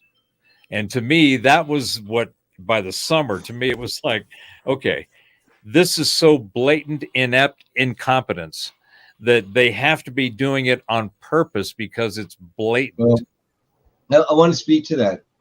Robert, because it's really a numbers game. And I found this out just over my experience. Exactly. I agree with you. It's an 8 out of 10 numbers game. It's 8 out of 10 people are drinking that Kool-Aid. And so they don't have to work that hard. They don't have to run a really clean stage production, and make sure all the props and is all perfectly lined up, because those people, they're already drinking the Kool-Aid. They're not paying such good attention. You and I, my friend, we're looking for the mask lines and the blurbs and the hot mic, takes where they screwed up. And that's the thing is, you say it's so blatant that it's got to be intentional. Well, yes and no. I think it's so blatant because at the end of the day, the servants of evil tend to be scared and incompetent. And when you're operating in a way where you're scared, where you've got blackmail, where maybe it might be okay to screw up, because maybe if you warned your cousins or your family in an offhand way by hot miking Senator so-and-so that you're supposed to be the aide to, okay, so be it. And that's part of why good generally wins, thank God. Yeah, and to that point though, Brad, I agree with you. Right. One of the things that I've sensed over the last couple of years, at least year and a half, almost 2 years, is I had this sensation that there was going to be this, what I've been calling the rise of the pissed off peeps. Mm-hmm. So, and what I mean by that is that even though as you were saying, 8 out of 10 people are just mind controlled. They're not even seeing it. Okay. And if they're seeing it, they're going, well, what's wrong with this? All right. I know. Right. What are you complaining about? They know the world is screwed up, but they not have a clear analysis. And right. So, and that's being used against all of us. Correct. Yeah. This young generation, today's generation, I mean, they have no clue. They've got really no life skills, They're conditioned, they're brainwashed. I mean, I don't know. I think they've been to too many. They never had Mickey Mouse, did they? Well, it's not only that. Jim and I were talking the other night about the same subject, and I said, my concern is that guys our age are here because we have to be here. Because if there was any of this transformation, we're going through a very disruptive transformation. Everything, systems, societies, cultures, governments, finances, everything is going through a fundamental change because it's all old and it can't keep up, and it's so full of crap and corruption that you can't go fix it. You have to replace it. So replacing it, strangely enough, is the technology that I'm focused on, blockchain and AI. And there's all kinds of technology that's going to fix this. The problem is, in my opinion, this last 2 generations, these kids couldn't start a push mower. They wouldn't know what it was used for. I want to speak to this because I feel like I'm the bridge generation here. I feel like, if you speak to like Dolores Cannon, right, you got the 3 waves of volunteers. And I think, Robert, I'm going to give you the benefit of the doubt. So Jim and Terrence are going to put you guys in the first wave of Dolores Cannon volunteers, where you guys are spiritually and psychically awake. And everyone else is 9 out of 10 people. They're like, oh, what are you guys talking about? You guys are tinfoil hat and nut fruitcakes, and you got a lot of arrows in your back and you got stabbed for it. And then, Robert comes along and I come along, and I guess we're more, Robert, giving you the benefit of the doubt. We're more second wave volunteers. We're like, we got to ride off the backs of giants here, and we're getting to, we're the young whippersnappers, right? And, we're helping to ride off that wave, and more people, 8 out of 10, right, Yvonne, right? Like, I think we've commonly found that, at least I have. And then now the next wave is going to like these indigo crystal children, right? Where the ones who do have a clue, manage to avoid the bio crap, toxin crap, injectables, and they're not eating the graphene black goo oxide. Come on now, here's a classic one, right? Here Sure. you are in a shopping center. A child does his temper. He wants something. Mummy says, I'll give you something if you're a good boy. My days, you're going to cry? I'll give you something to bloody cry for. Yeah. I mean, I remember one time a lady looked at me in the shops. My son started to a little bit of a temper, and I looked at him and I said, do I have to give you a public flogging? and this woman looked at me and went, how mortified she was. I said, nothing to do with you. It's between my son and I. And my son just shut up. I never smacked my kid. I only smacked my kids once. They were about between 7 and 8. But all these years I was saying, if you don't, go to your bedroom and think about what you're doing. Because if you don't behave yourself, I'm going to smack you. But Daddy never smacked them. Wait. So, Terrence, your son does not identify as a cat, a platypus. No, but listen, I'm not finished yet. And they're firing people because you won't use the right pronoun or whatever you want to call it. Anyway, when they're about between 7 7 and 8, I say, go to your room and think about it. And of course, they carry on. So Dad came in with a leather belt, wrapped up, put him over their bloody knees, and they gave him 3 of the biggest bloody welts across their backside. They looked at me, and you know what? After that, I never had to smack my kids ever again. Never had to. I just say, go to your bedroom and think about what you're doing. And they come back 5 minutes later and say, sorry, Dad. Done with The whole concept of discipline, which is what you're talking about, Exactly. Terrence, I mean, so discipline, accountability, responsibility, Exactly. effort, all of the stuff that I know we grew up with. I Didn't do me wrong. my parents were the children of Midwesterners. So my dad's family came from Kansas. My mom's family came from Oklahoma. And they moved to Los Angeles. And I mean, everything that I had from a character perspective, I learned from my grandparents, because they were the ones who were always, you know, all of the tradition, the way that your family got together, the things you could say and you couldn't do, the way of manners and being polite and courteous and respectful. Sunday lunch, mate. All that A shit. cake dinner on a Sunday. I mean, gone. Nobody, they do it anymore. Yeah, well, but all of those things are how I grew up. And they stayed with me, not because they stuck to me, but because I embraced them. Yep. Because what I learned from that experience just felt good. I mean, Grandma, you do the family community meal, right? You got the big table and you get a big bowl of everything, right? Yep. And that's what gets served around. Well, if you went into one of the community bowl with a utensil that you were using to eat off your plate, you were going to have a fork in the back of your hand, and that would be the last time you did that, because Grandma just didn't put up with that. It's like, no, you use the utensil that's in the bowl, and you pass it around. The classic one with my house was you bring the spoon up to your mouth, you know, not face down to the. If I put my face near the bowl, my father would come along and just shove my face in it. When you want to eat like a dog, eat like a dog. Don't go halfway, you know. But I think those yeah. those little things are the accumulation of those types of things, of that kind of discipline, respect, and being aware and having accountability, responsibility. All that shit just evaporated somewhere between the mid 80s through now. Well, listen, look, here's a classic example. I used to play in the waterboard yard as a kid. The police would pick me up, right? Take me home and says, you're trespassing on the waterboard. There was a cane field in there, and we used to cut cane down. As kids, we played. The police would stand at my front door, got me by the scruff neck. I'll only be about 8, you know. They'll have me by the scruff neck like this, you know, on my shirt. They say, okay, you give him a hiding or else we will.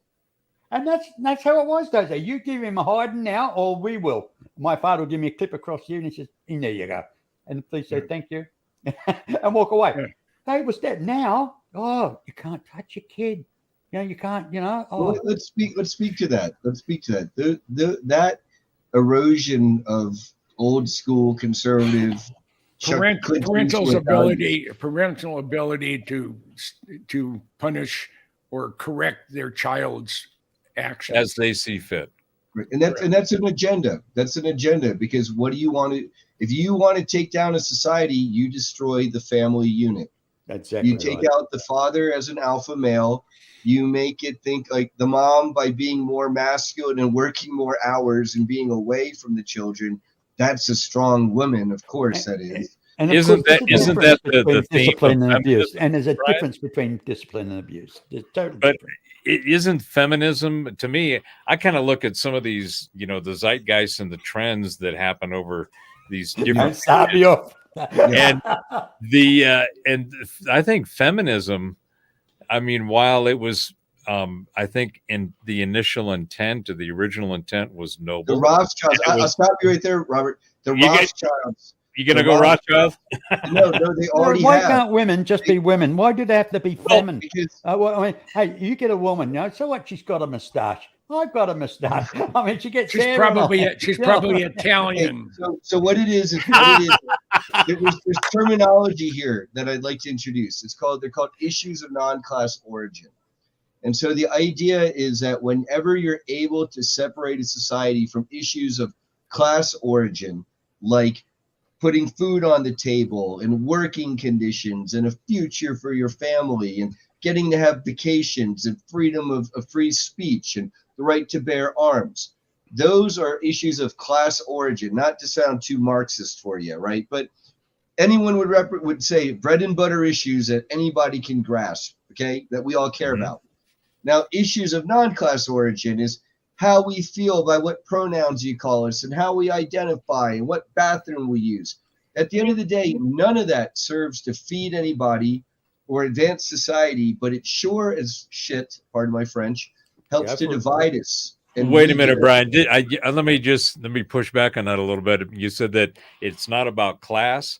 I think the people that you just described are a class unto themselves. Well, There's a mental deficiency and some broken mind process that enables that to get there. I mean, because how in the hell the ability to really open up and throw a bunch of garbage into this whole can of worms known as identity.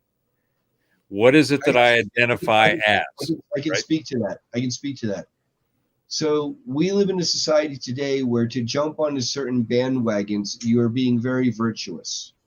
And so the more that you can advertise that you are buying into this, and the more stickers and colors and stuff you can have in the banner around your social media profile picture, the more virtuous you are, because of course what society or what this form of society is advocating and pushing for is a good, virtuous thing. And therefore anyone who's against that is a bad, horrible, bigot, hater, right-winger, Bible thumper, blah, blah, anything that is bad in that Wetiko woke consciousness state. And then you have to look at, well, who is driving that? Who is paying for that? Okay, George Soros is paying for the color revolutions in the different countries. WEF is driving the whole "you will eat Z-bugs and own nothing" narrative. And it's a very coordinated narrative. And we're at the point where enough of us, now it's maybe approaching 3 out of 10. So we're hitting like a 7 out of 10 threshold is more asleep, but 3 out of 10 maybe are more awake. Those people, all of us, are seeing through these illusions. And so the other side, they've got the cards and they're going to play them, because you might as well throw in your hand. If you know you're going to lose anyway, might as well play it out before you lose the whole game. You know you're going to lose a pot, but you got a couple hands to play out. Oh, Marburg virus, let's throw it out. Lockdowns, let's throw it out. Scare of nuclear war.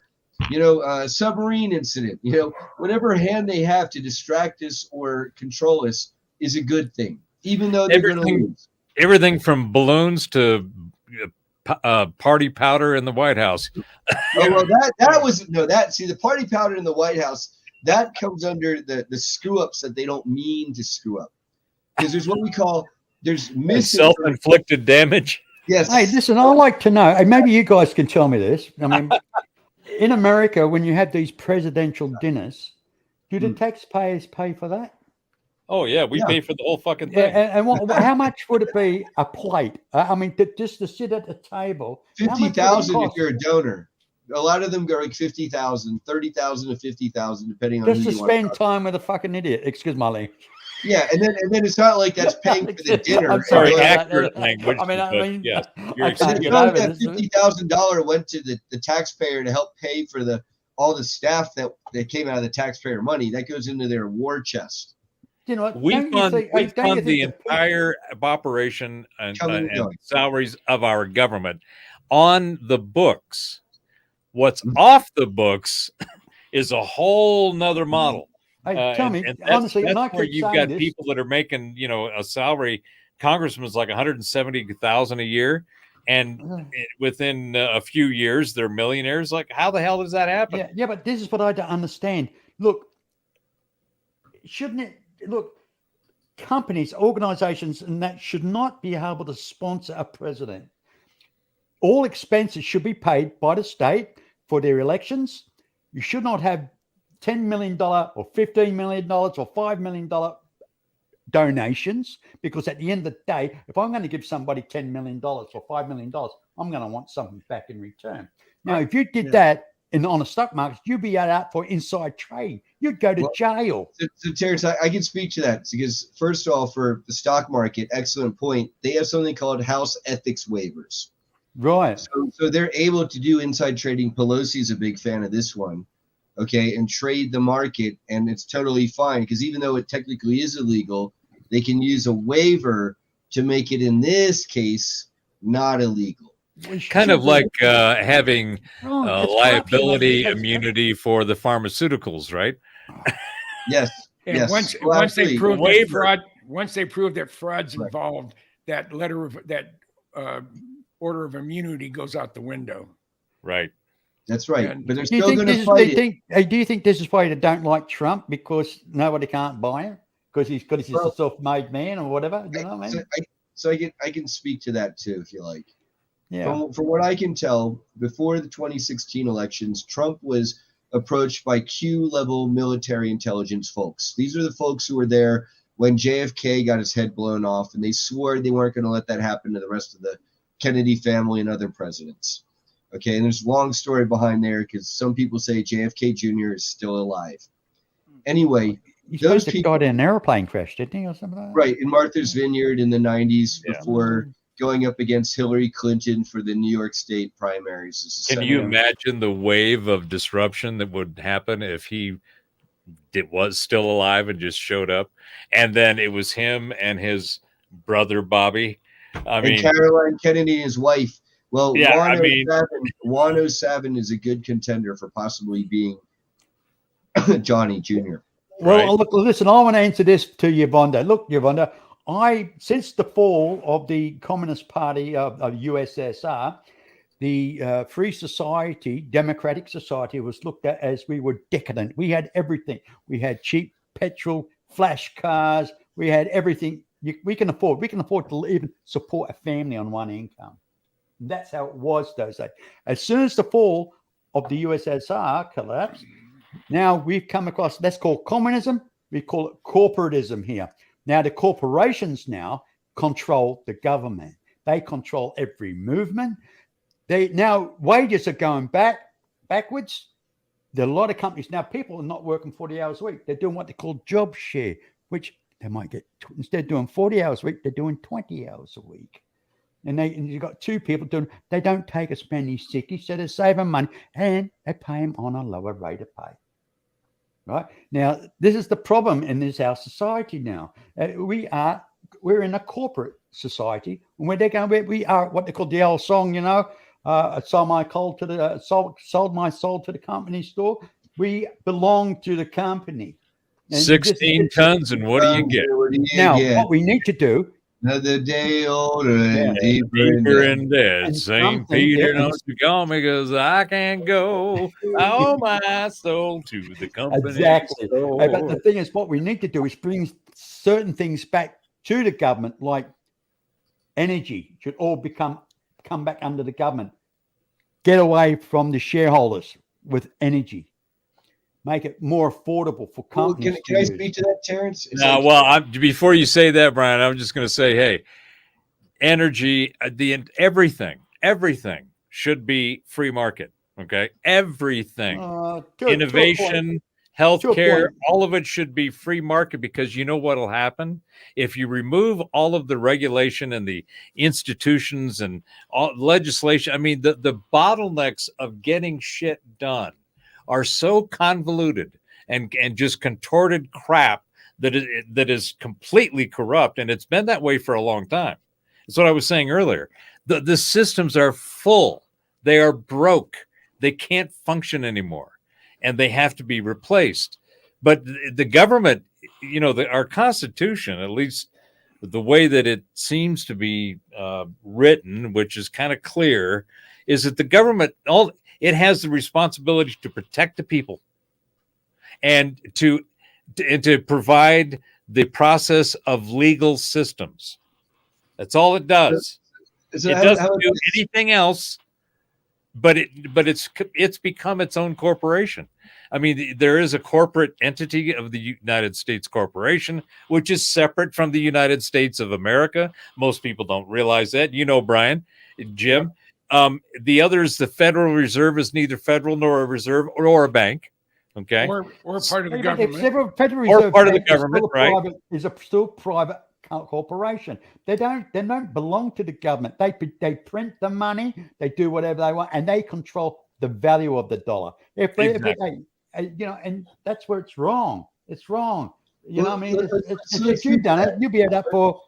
I want to speak because the Federal Reserve there is private apparatus that's, and I don't want to say it's corporate. It's like there's a dark people with a dark agenda behind a lot of this. It's private global bankers.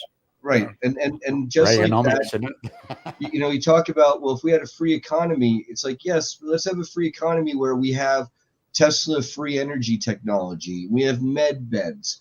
Okay, now let's talk about a free market healthcare system when we've got med beds. Well, that's going to shake up a lot anyway, and good. And the forces that are holding us back, that have access or could have access to this technology, they don't want to see it released. And my timeline is that it's going to be a really rough ride from now to 2026 and 2026 to 2030. And if you can make it to 2030, congrats, you're part of building the new humanity. And I just want to put that out there. I tend to concur with that timeline and your projection, and we'll add this. There are two components that are going to fundamentally change everything, the way that we live, the way we communicate, the way we build and interact and all of that. And one is 0 point energy, not over unity, not free energy. It's 0 point and water. When the energy sources and water are completely solved, which the tech is there today now to do that. You can take, in fact, I think it was MIT just last week, introduced a whole new device where it's nothing but basically pinholes into a substance, and you can use any substance apparently. And the way the pinholes are positioned in a geometric pattern, it draws the water out of the air, and it just creates water out of air. Solving water and energy, those two things are going to fundamentally transform the entire human race. The powers that be and the cabal, the elite, the however you want to define them or what label you want to put on them, they've known about and had this stuff for decades. Yeah, of course. And I think this is where Greer may be right on his idea of the disclosure, is the disclosure happened millennia ago. We know more about where we came from and those that have been around than any of these guys have been putting out. But I got to speak to this because go ahead, you hit one of my favorite words, Robert's disclosure. And I'm a volunteer, voluntarily organizing as a member of the Full Disclosure Now movement. And you mentioned Greer, okay? And the thing about that is that the reason why, we'll get disclosure, the ancient alien stuff and the Buck Rogers stuff and the magnetic field disruptors, which drive the TR3Bs, which run off 0 point energy or hardest 0 point energy. Field propulsion. Yep. Right. And I label that the disclosure part of the Full Disclosure Now movement. But the full part is why guys like Greer, in my opinion, sorry, Steve, are limited hangout. Because the full part includes cutting deals with the Draco reptilians, going behind Eisenhower's back with the Greada Treaty and agreeing to give the Dracos and the Greys a certain amount of human beings to be experimental lizard food, a year. So I understand. Yeah, I understand that. And I think that that's probably more accurate than not. I don't have an opinion on that other than it's plausible.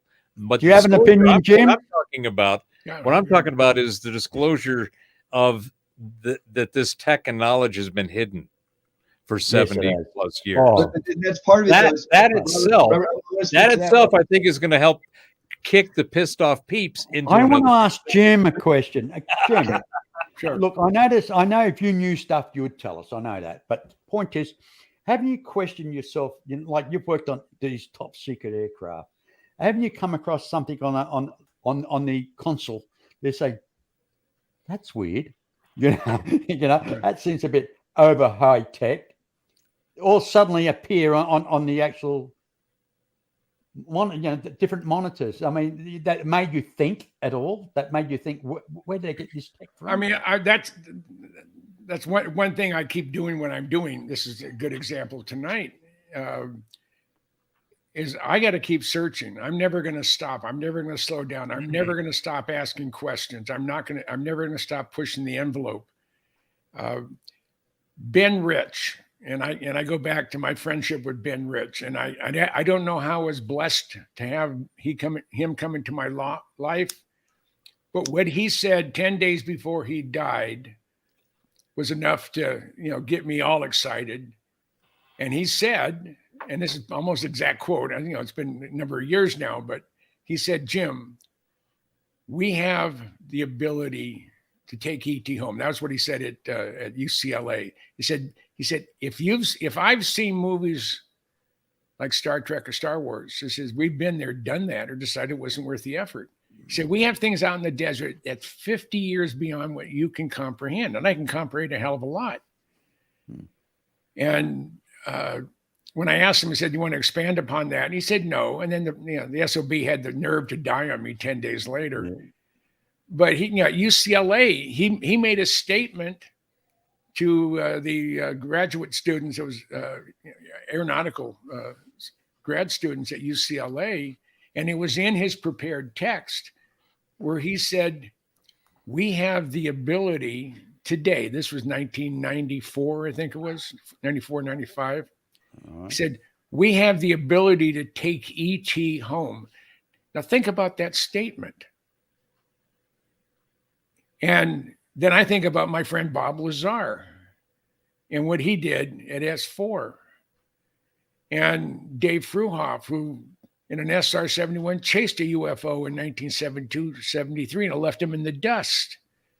It wasn't so bad that he became the facility manager at Area 51. And there wasn't anything that flew in the 70s or 60s that could outrun a Blackbird, especially in the very early 70s. Something like that doesn't exist. Can I speak to that after So part of that is, we know from you're citing Bob Lazar, right, Jim? Yep. We know that technology got incorporated into things like Project Pegasus, where they were now running trip shuttles to the moon and to Mars, using these magnetic field disruptors to harness zero-point energy to run anti-gravity, where you can now move faster than the speed of light, but not by moving through space, but by curving space around you like an Albuquerque warp bubble. And the thing about, to speak to what Robert's saying in terms of disclosure and why it's not going to happen, is because for the 50 years, 70 years that they've had the lid on energy and med beds and spaceships and Buck Rogers stuff, they've been using that against us for things like international, like Mars Corporation, Mars Colony Corporation, and ICC. So are you saying, Brian, you don't think any of that is going to come out, or do you think it will leak out? Or? It's going to come out, but not because Stephen Greer did a press conference at the Pentagon. No, I agree with that. I don't think it's going to be Greer. I think the premise of what he's saying is when people talk about disclosure, it's the disclosure that this tech has been around and been kept from everybody for so long, because that fact is going to come out. It's how it's been kept from us so long. I like to see it come. I like to see it come out, especially the part where those triangles are used for child slave labor. Well, not necessarily. From what I understand, is a lot of them are being used. Well, there's got something called Dark Fleet or Nachtwaffen. Okay, and then you've got Solar Warden, you got Radiant Guardian, you got different programs. So some of these are supposedly to defend Earth's airspace, right, from hostiles. That's one way of looking at it. But some of my friends who have been assets in these programs, they're known as Montauk Boys, and SSP assets are also women.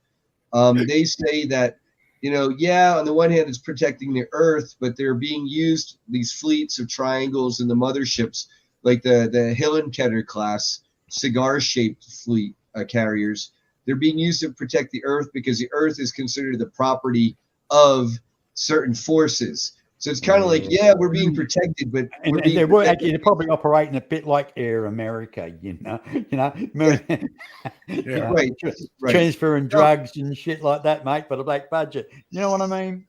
Yes, shady. So it's like, Yeah, yeah, hoorah, America, but oh wow, hoorah, America. you know, yeah.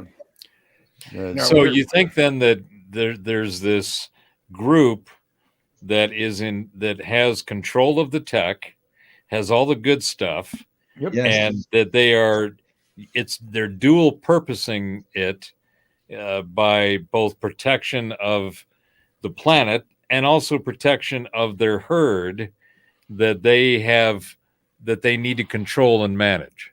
It's one and the same. It's like you don't want outside forces to come and poach off your terrarium, right? So Anyway, you might as well have. Where do you think that $6 trillion disappeared to? Yeah, and then Phil Schneider spoke to that with the deep underground military bases, and then you've got lunar LOC, lunar orbital colony, or something like that. Not orbital. It's on lunar operations Well, center. didn't Tompkins LOC. talk about submarines that were modified to be Yeah. interstellar? The Germans did that because the Germans first. That's where they got through Maria Orsic and the Vril Society and the Tool Society. They were basically getting spaceship information on how to make things like Hitler's Bell and how to make flying Panzer tank ships. Those were, I forget the name of them now, Flugelkraft or Flugelschaffen or something like that.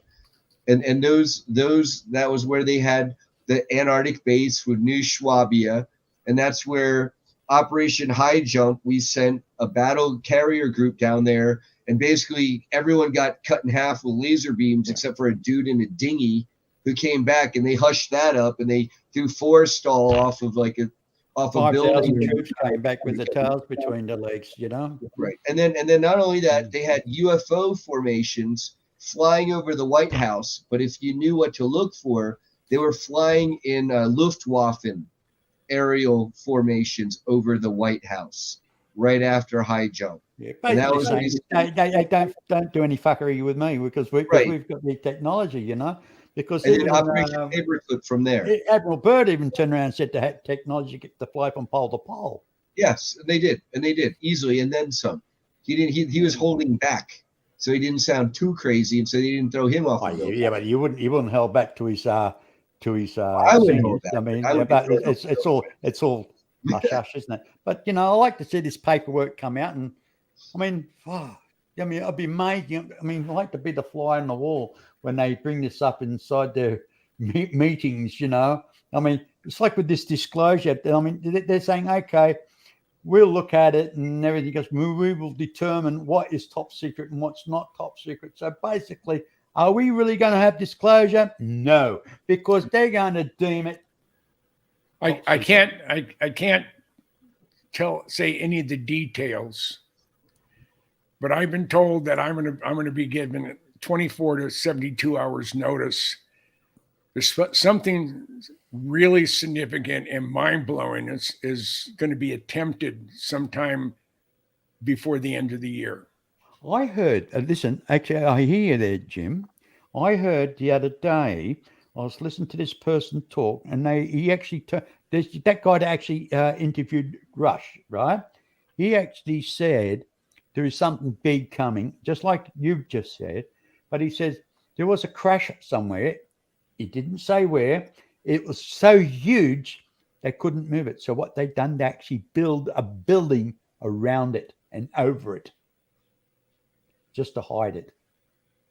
Jeez. That's how big and huge it is, and it will come out.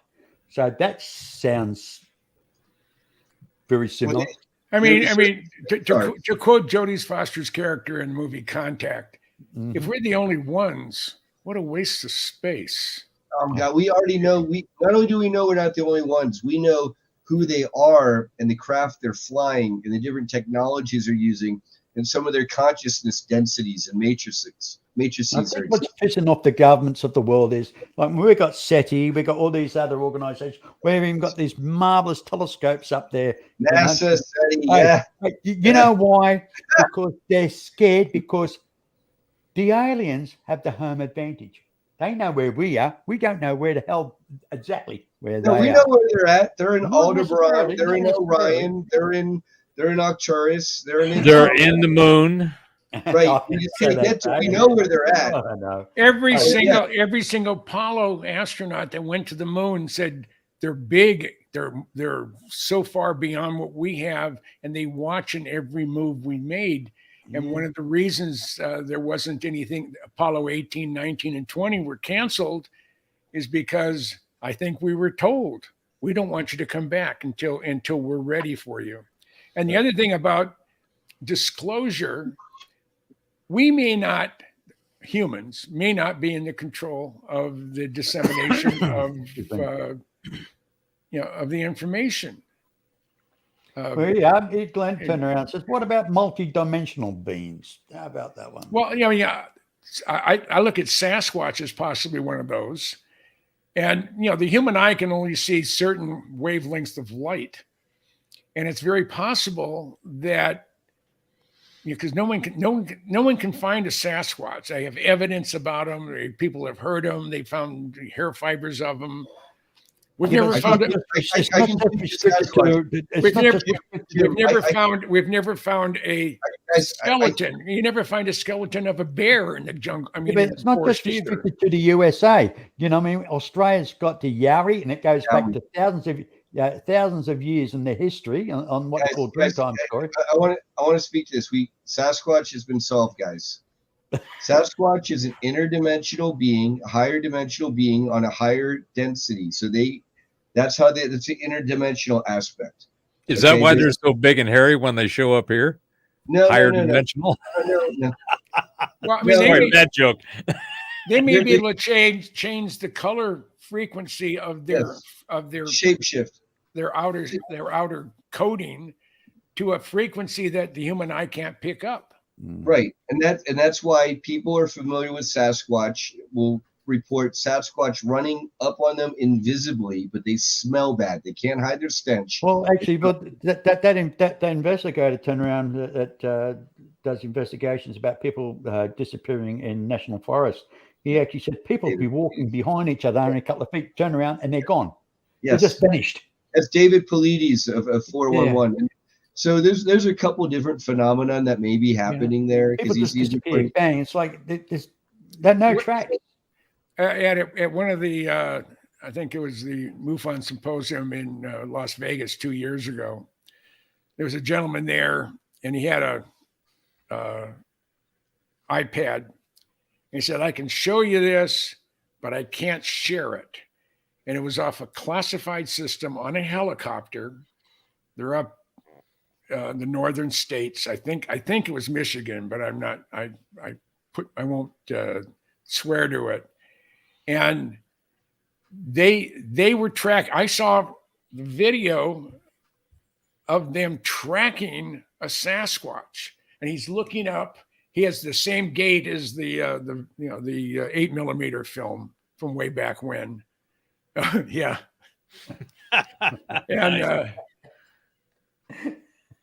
And it's just the running was the same, the crispness of it.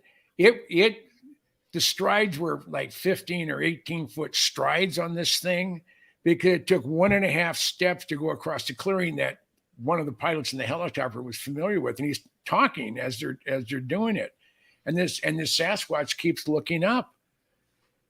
I said, "My God, you got to share that." I said, "I don't want to end up in jail, so I'm not going to." But I've seen enough FLIR imagery, off F-117s and other aircraft or RF-4s where I don't think they're not going to. They can't fake an invasion. Not anymore. You go down Sunset Strip in Hollywood, and there's no way that there's going to be anything that an ET invasion could do that wouldn't be any more frightening or bizarre as you have in LA on a Friday night. Hey, Terrence, I got to speak to this because we talk about Sasquatch, right? They're an interdimensional being. We already know this because they are basically what's called Star Nations people. Okay. Well, I wouldn't know. I mean, I don't explain about this, you know. So to be Star Nations people, you have to be a level 1 civilization. That means that you have to have a civilization where everyone is fed, everyone is clothed, you're not at war. Okay, basically you have like a Star Trek civilization. But unlike Star Trek, you don't have to be technologically advanced. So Sasquatch, whereas they're not technologically advanced, they're more spiritually advanced, and they are a level 1 civilization. And one of their fellow Star Nations, they're known as the Ponti. Okay, this little guy here. They're smaller and kind of blue-gray. Okay, and it's spelled PNTI. Sue Walker is one of their human contactees here on Earth, and they live in New Mexico. They have a base, one of them, under the Sandia Mountains. Okay, and they have a lot to tell us about Sasquatch. Generally, the ones that we're seeing are sick, and that's why they're not able to portal or raise their frequency and go back to where they want to come from. They're here on a mission. They got stuck, or I suspect maybe some of them, they screwed up and they got banned and they got kicked over here and they're not allowed to go back for whatever reason. But these guys have a lot to explain about the Sasquatch. And I know a lot of people are getting fascinated about this, their culture.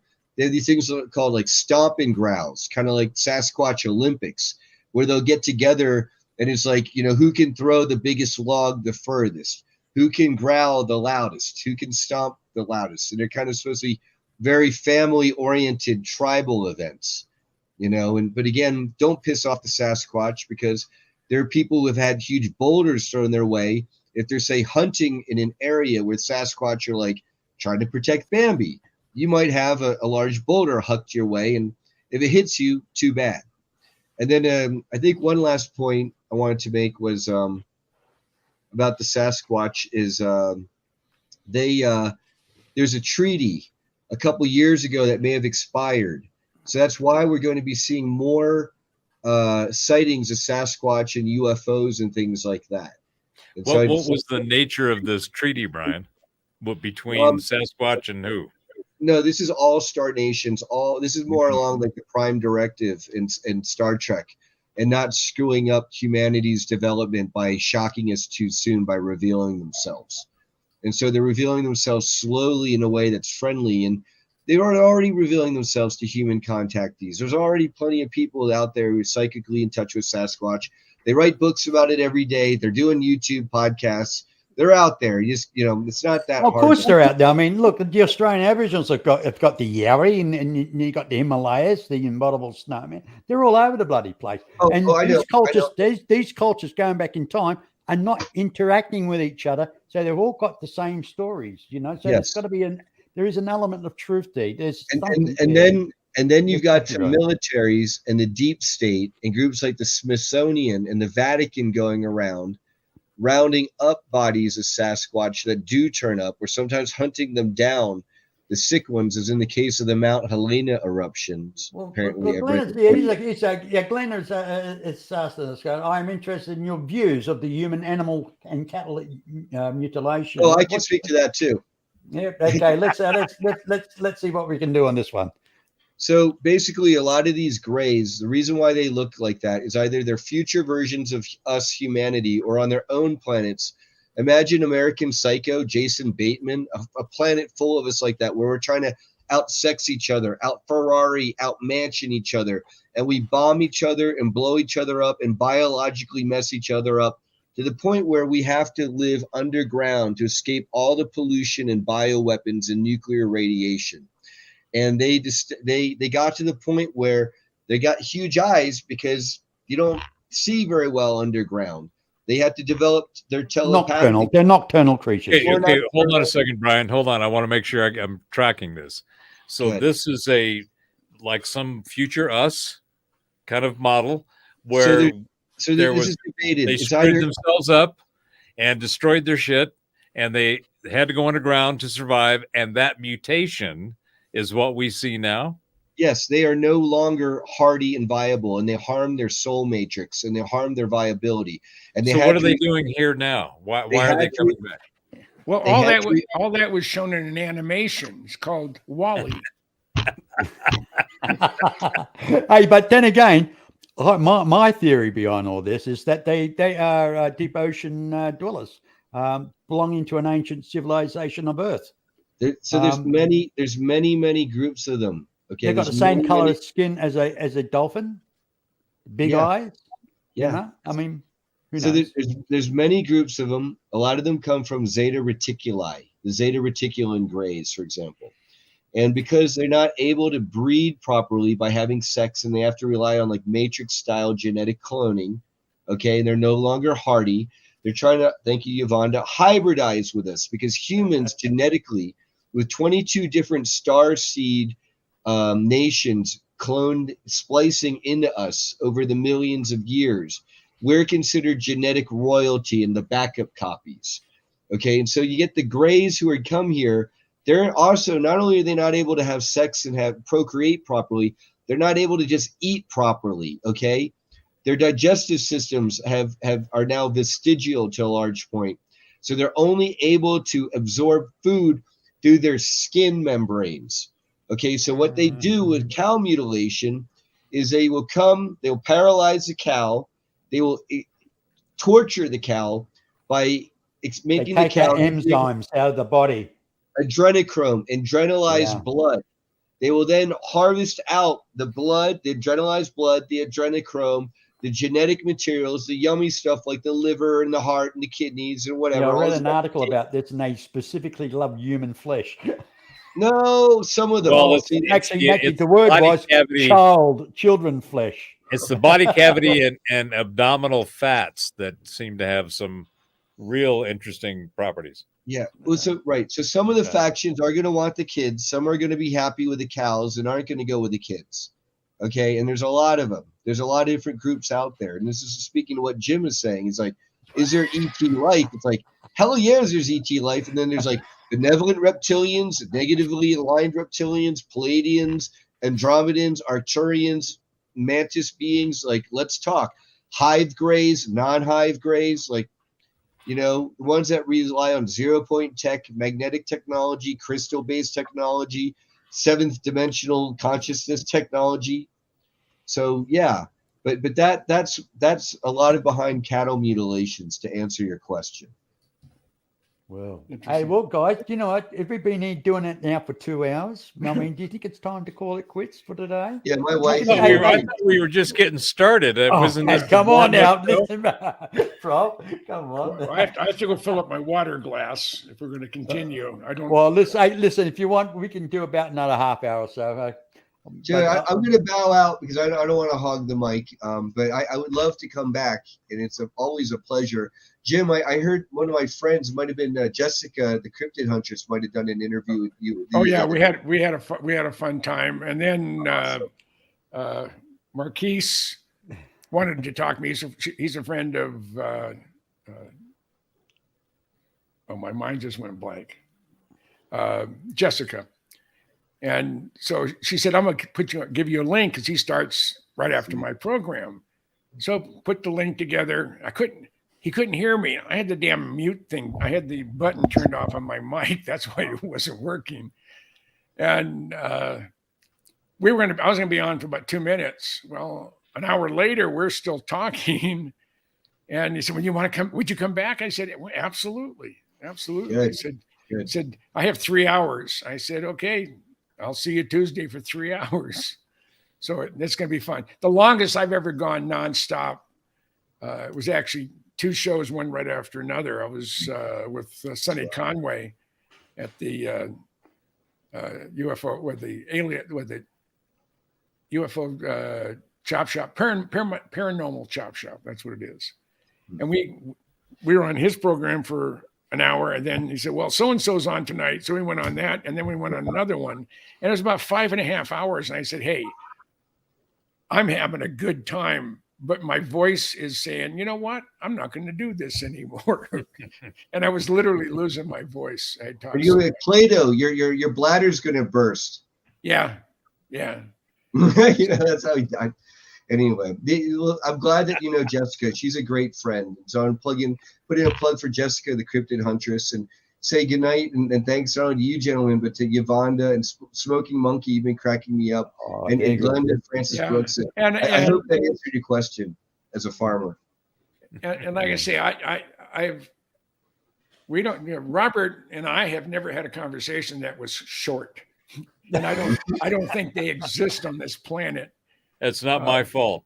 You know, it's my pleasure, is what it I can honestly say, guys, having you guys on makes it so easy for me. I'll do the introduction, and then you guys just take over. I mean, it's wonderful.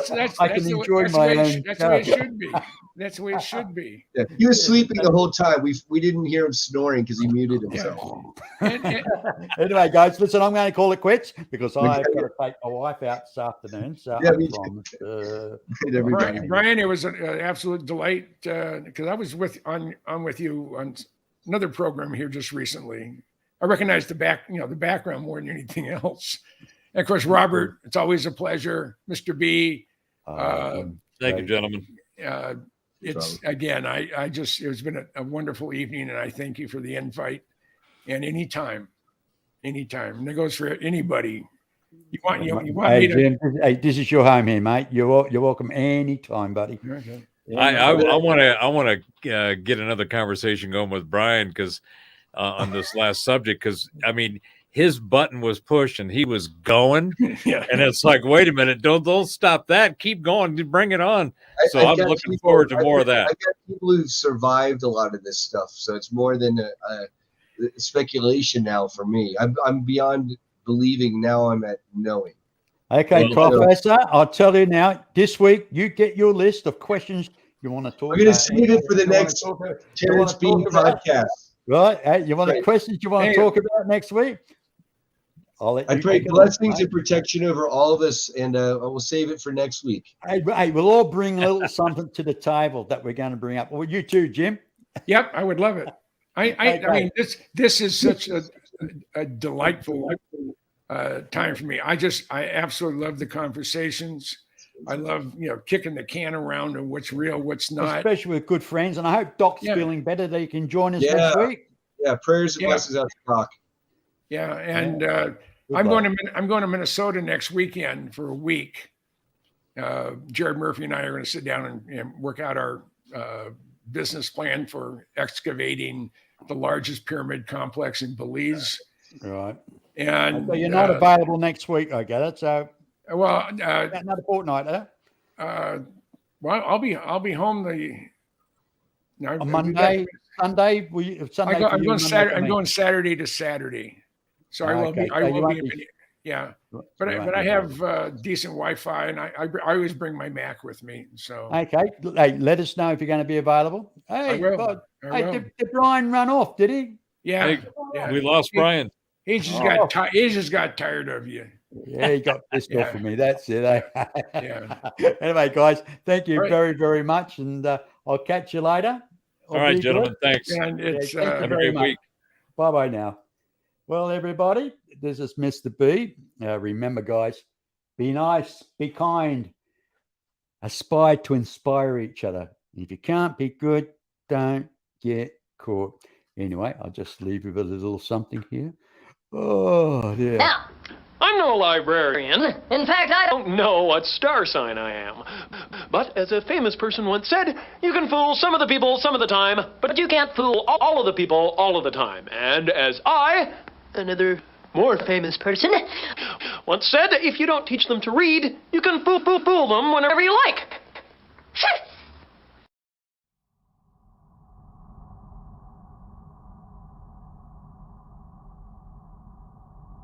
This is not communication.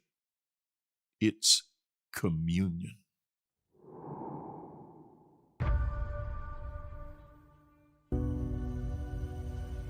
Hundreds of thousands of people have claimed contact. That will change you. It changed me. Lost in between. Two worlds and two trains.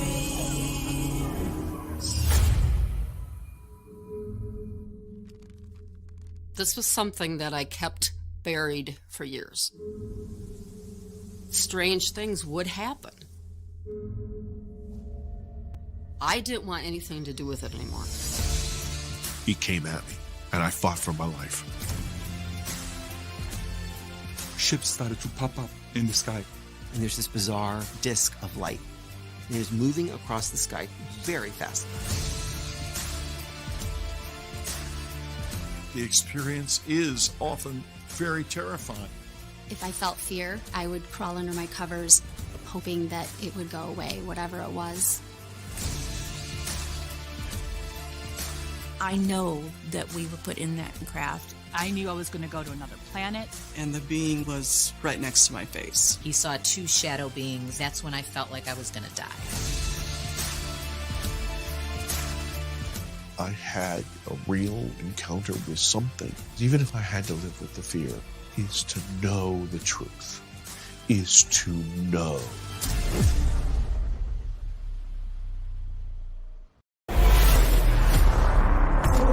It's a mind-blowing situation. For the public, it's like, oh, a conspiracy theory, it's entertaining. But if you're actually in a responsible position and you find out that there's a whole secret government program that you don't know about, it's a shock. This report comes from a shadowy Pentagon department that was shut down in 2012. The disclosure movement has been hijacked by people parroting the narrative and the script being written by these black projects. I would say 90+% of everything that's going to come out is false. The most widely seen UFO right now is not alien, it's actually ours. It's a great cover story for all kinds of criminal activities. Blame it on the aliens, right? If we are being visited by interdimensional beings, we should know about it.